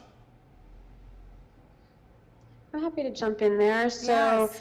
at Indiegogo, you can actually start a campaign right away. So you could start a campaign in the next 10 minutes. If you wanted to start one for Giving Tuesday, I would recommend going ahead and launching it in the next 10 minutes so that we can get you on the partner page. We've got time. Let's go. Yes. But there's no screening process, so anyone can launch. And what I would say as a rule of thumb, though, is that you need to make sure to put in the effort on your end. Probably the biggest fallacy I see in campaigns is launching a campaign and believing that once you launch it, the world will come. But actually, you need to put in the effort on the front end in order to get the crowd to come. So our rule of thumb that you need to look to raise a third of your goal from your closest community before the value of the crowd and the millions of people who come to Indiegogo will come into play. So make sure that you set a goal that you can achieve 30% of from your closest community. You're always welcome to raise more than your goal, but set an achievable amount so that you can get that early momentum. For example, I didn't know. I did not know that there was kind of like a framework to crowdfunding. yes. This is awesome. This is great information. Go ahead, keep going, keep going. No, shh, keep going, keep going. So reach 30% of your goal before you be able to do that with your closest supporters, and then what happens? Yes. Well, and then we find secondary networks come into play. So friends of friends and folks who have seen your message in social media. Right now, we're at Indiegogo using the @Indiegogo as well as the Giving Tuesday hashtag sign. So you're welcome to tweet at us. We're very active today. But those secondary networks come into play. And then after that, for the third, and anything you raise above your goal, at 87% of campaigns that hit their goal do raise more than their goal on Indiegogo, tends to come from the greater crowd. So that's where we see the Indiegogo crowd coming into play. That's dope. That is What great. are some of the perks that really get you excited right now? Great question. I like perks. You have one great question today. Congratulations. I can get more. Great, I would toss that to you. We have an amazing set of perks in Indiegogo right now. Let's see, I just claimed, and a campaign I'm particularly excited about is one that Bill Draper, a venture capitalist, has launched for the Parkinson's Institute. And I actually used to work for Bill. He's a dear friend. He's a fantastic man. His wife has Parkinson's, and he's launched this campaign taking the $100,000 that he was already going to give to the Institute this year and running it through an Indiegogo campaign so that he can actually use those dollars as a match and raise twice as much by matching dollar for dollar every contribution to his campaign up to $100,000. So one of the perks that they have right now is an artistic version of the stem cells that they are actually using in their research. So it's a really interesting way to have a visual representation of supporting this initiative for studying Parkinson's and ultimately treating and hopefully finding a cure. So that's a very interesting perk. There's also perks like jewelry, the Ivy Lish campaign. It's an organization it's actually a company that is working to support artisans in Vietnam, and a portion of proceeds go to support orphanage and educations in the orphanages in Vietnam. Jewelry is beautiful. It's made from water buffalo horns, and you can get lots of amazing pieces of the jewelry on their campaign page. So it's everything from knowing a discrete amount of impact for X number of dollars you're supporting one student to participate in school for a week, to actual products you get, to tokens that connect you to the work that's being done. That is awesome. so exciting. That's really cool. So Indiegogo obviously is a big supporter. Bobby Prizio, what do you guys got going on right now? You gave us a little bit of a peek, but again, how do people connect with Prizio and get one of those celebrities to raise a whole lot of money for their cause? Yeah. All you have to do is go to Prizio.com. We always have a number of campaigns up, be it with the phenomenal Sophia Bush, Ed Sheeran, a whole host of others. Andrew Zimmern, chefs. We're kind of starting the gambit. Today we were launching a campaign with one of the biggest celebrities in the world to come back in a few hours on behalf of disaster relief for the Philippines. This month is very important. As you guys know, over 80% of giving throughout the year happens in the month of December around the holiday season. So we have some of the biggest celebrities in the world to help encourage people to do that. We're very excited about what we're doing at Prizeo, but at the same time, I highly encourage people to find a single cause that you're passionate about. In today's world, we can get really spread out, and I think a lot of that diffusion of responsibility happens in people not understanding what's most important to them, whether it's climate change, whether it's cancer, whether it's helping education in the third world, whatever it may be. Kind of play around a bit, research organizations that are important to you, and find what you can really give back to. Obviously, we want you to donate to every Prizeo campaign, supporting every cause, but we want people who come back and become ambassadors for something. And at the same time, we're here talking about the future of giving, and obviously tech is a big piece of that, but that shouldn't take away from the physical experience of going and volunteering, of giving back, being hands-on, because that really adds a personification to the giving that you're doing.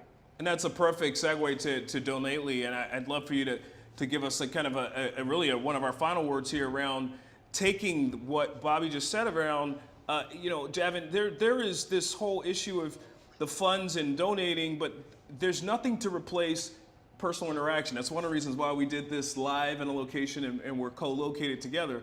And your tool helps with some of that. How do folks get in touch with 50 and 50, Donately? How can they get it on their site? How can they get some of that genius that you folks are pushing out from San Diego to help their causes? Well, the two websites, I guess, 50and50.org and donate.ly. So for anybody needing help with kind of the storytelling, repositioning who they are, what their organization does, and just getting help with how you say that and how you put that online and onto mobile devices and what type of call to actions you make, that's kind of the agency side of things. Donately can empower you to do fundraising, donating, mobile, kind of the whole deal, work it into your site so nobody has to go anywhere. It's an extremely cost-effective way to raise money online. Can integrate with Salesforce, integrate with different CRMs, Google Analytics and e-commerce, all that stuff. So two websites will kind of give you all the information you need there. That's so awesome. I want to thank all of you. What a day. Javin, Bobby. Thank you. Indiegogo, Prizeo, Donately, 50 and 50. Thanks so much for helping us with today, talking about what's trending and really wrapping our day with a call to action. People, you can get involved with these great organizations, great leaders, and we want to see a bunch of Indiegogo, Prizeo campaigns that spur out of Giving Tuesday Live. Absolutely. And then next year, Indiegogo, great partner, Bobby, Javin, we got to get you guys to partner in with us in more significant ways. This has been exciting, but we'd love to have all of you help us with Giving Tuesday Live for next year to make it bigger and even better. Thanks so much for joining us. Thank you. very much. Thanks, guys. Oh my gosh. Look at this. Can I just stand up? What? Yeah, my God. What a day. Stretch break, Wait, man. stretch. Yoga. Look at you guys. All right, there we go. So, hey, we are, listen, we've gotten to the finish line. Is that what Can happened? you believe that? Or the starting that what line if happened? you're going to start giving now. I If love you that. haven't- You haven't been doing that earlier. I'm rocking my Epic watch, All right. I've got my justgood.org. So here's a couple of, we're going to give everybody a chance to talk through. Let's talk about final thoughts. Envy, what stuck out for you today? I just think the whole experience of you, people who know me, understand where I come from. I talk about spiritual literacy a great deal and how it's not some frou-frou thing. It's something that's integrated into our very fabric of our lives. It's our consciousness, essentially. So to have this conversation with thought leaders, people who are actually changing their business model in the way that, I see the future, it is a great encouragement, and it does speak to the testament that we are moving in the right direction. We're not moving as briskly as we might need to your point, but we are moving in that direction. I think once we reach critical mass, things like Giving Tuesday won't even be necessary. But I'm glad that we have it. So awesome, so Brian. What's your important right now. takeaways, man? I mean, well, first off, creating Giving Tuesday Live that we've been working on the last, couple month, to be honest, it'll make us live longer. Yeah. I mean, by giving and helping other people, whether it's buying someone or buying something or donating your time, sharing about this stuff or or getting on Indiegogo, you're going to actually live longer because it's a sustained experience as opposed to this, quick one-off. I'm going to self-satisfy myself with this chocolate. You're actually getting chocolate in a different way for a longer period of time. That's one thing. Another thing is just you can get chocolate that is sustainable and conscious. Yes, and stay tuned on that.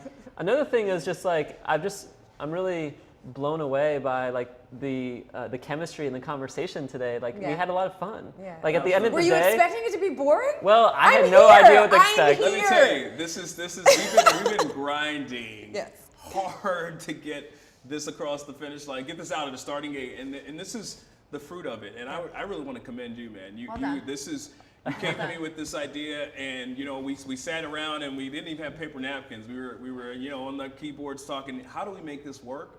And look what we've done. Well done. Yeah, and we didn't just do it. We've had so much help to do this. And I don't want to steal your thunder on this, but I want to make sure that I give a great shout out to our tech team today. Absolutely. Woo! Our support team. Sorry, We've got Nick. Better working. We've got Paul and Jaylyn, who have been just amazing. Daniel in New York, who helped us out. Chris Heinrich, Arabella. So many great people who have been helping Michelle. us today. Thank you. So thank you all. You Also guys the rock. Let's also say our partners one more time, just to make sure that they got it. I've got a list here. You got a list of the partners? Indiegogo.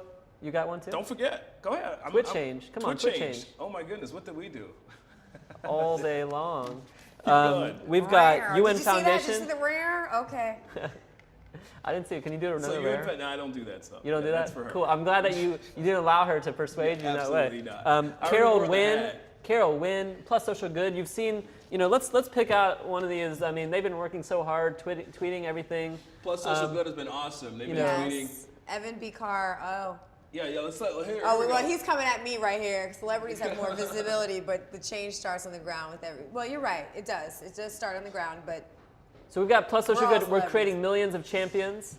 At Nili Mahumder, she's got how to measure impact beyond dollars. Show how social media amplifies, changes hearts and minds. Yeah, that's a good We are point. just super grateful for everyone who's hashtagging GT Live, doing This is something good. for Giving It's about Tuesday. it's yours. Let's keep this conversation going. We're going to be Absolutely. online, tweeting things out. Tell us what you're actually doing. Giving Do an Tuesday. unselfie. I mean, that's kind of the cool thing to do now. I just learned. Yeah, it is a I cool still thing. don't We're know gonna what take an some. We're gonna unselfie take is. some, and we're gonna post them. Actually, we're gonna post our unselfies up on Twitch Change. So we're gonna take some today together. Here's the reality. How is it? Just explain No, the concept. it's explained. People got it. They I She know doesn't have to These say it. people are I know, but we've told you like the unselfie is like your beautiful face that we know that we love to see on Instagram and on Twitter and Facebook I don't and all take that. selfies, You We're really. gonna put something in front of it. Imagine that we would cover up this. That's an unselfie. But you write But something we're else gonna on write it. something like "Go give" to some amazing cause. So we're gonna figure it out. Yeah, it's picture face. All right, listen, people. Giving Tuesday Live is across the starting line. I love that. We can coin quotes that'll live on in infamy. Yeah. Hashtag Rare. GT Live. Keep going. Hashtag rare. At Twitch Change. Define. At JustGood.org. At Queen Envy. Someone, and we're gonna call Dr. Lombardo back to put her on the couch. That's what we're gonna L. do, right? Yeah. All of our partners, we've had so many amazing people. Holly Robinson Pete, Aaron Sharinian, Dr. Lombardo, Spencer Gerald. We've had Lisa Piercy. Come on, give me the rest of them. Benjamin's Desk. We've Yes. had Venture 51. We've had Plus Social Good. I think that's. I mean. For all our panelists, Bree, Bobby, Javin, everybody that joined us today, we want a special thank to Michael Mayer and the family at Benjamin's Desk. These are my family. I love these guys. They gave us the space today to do this great work for you. Check us out here. Keep us locked, Giving Tuesday Live. And as well, we're going to keep the conversation going. So follow us on the social media accounts. We're going to do this again really soon. And dude, it's been amazing to work with you. Yeah, well, just wait one more thing. You got to tell them that one thing that we didn't tell them. Okay. I'm well, hearing, Okay. I'm hearing the Spanish in your voice now. Por favor. What I was going to tell you before you close us out in such a beautiful way, I know you're like almost there, is that awesome. this is going to be this is not going to go away. This conversation will be recorded and put on the site, and we will break it up. Give us a couple days, but right now it will be left on the site where you can rewatch it, reshare it, redonate, reshop, all those things. Yes. So if your friend didn't know about Giving Tuesday and you said, hey, what was that thing, that unselfie that girl was talking about? Well, hey, you can go online and watch and learn about it too. So amazing, man. So you got it all. Come back, give the link out, givingtuesdaylive.com.org. One more thing, everything you buy today from this man's company, Just Good, like my fedora. And this, my warm and fuzzies. And our love wooden these. headphones and all the wraps that Oh, the Envy's watch. got on, everything. Oh, I didn't and put our the watches. watch on. 15% of that goes to the UN Foundation. Today only, go to the shop button, click on the donate button, go to Indiegogo. Visit us at twitchchangejustgood.org. Please be our friends. No, we love all of you. This is great. Keep it trending all day. We're going to get on social media and say thank you to a lot of people. Giving Tuesday Live is a wrap. We're done. Yeah. Thank you so much. We did it. Thank you. Mwah. Happy Giving Tuesday, everybody. Mwah. We'll see you online. We did it. Oh, Sholavayan Hayo. Namaste.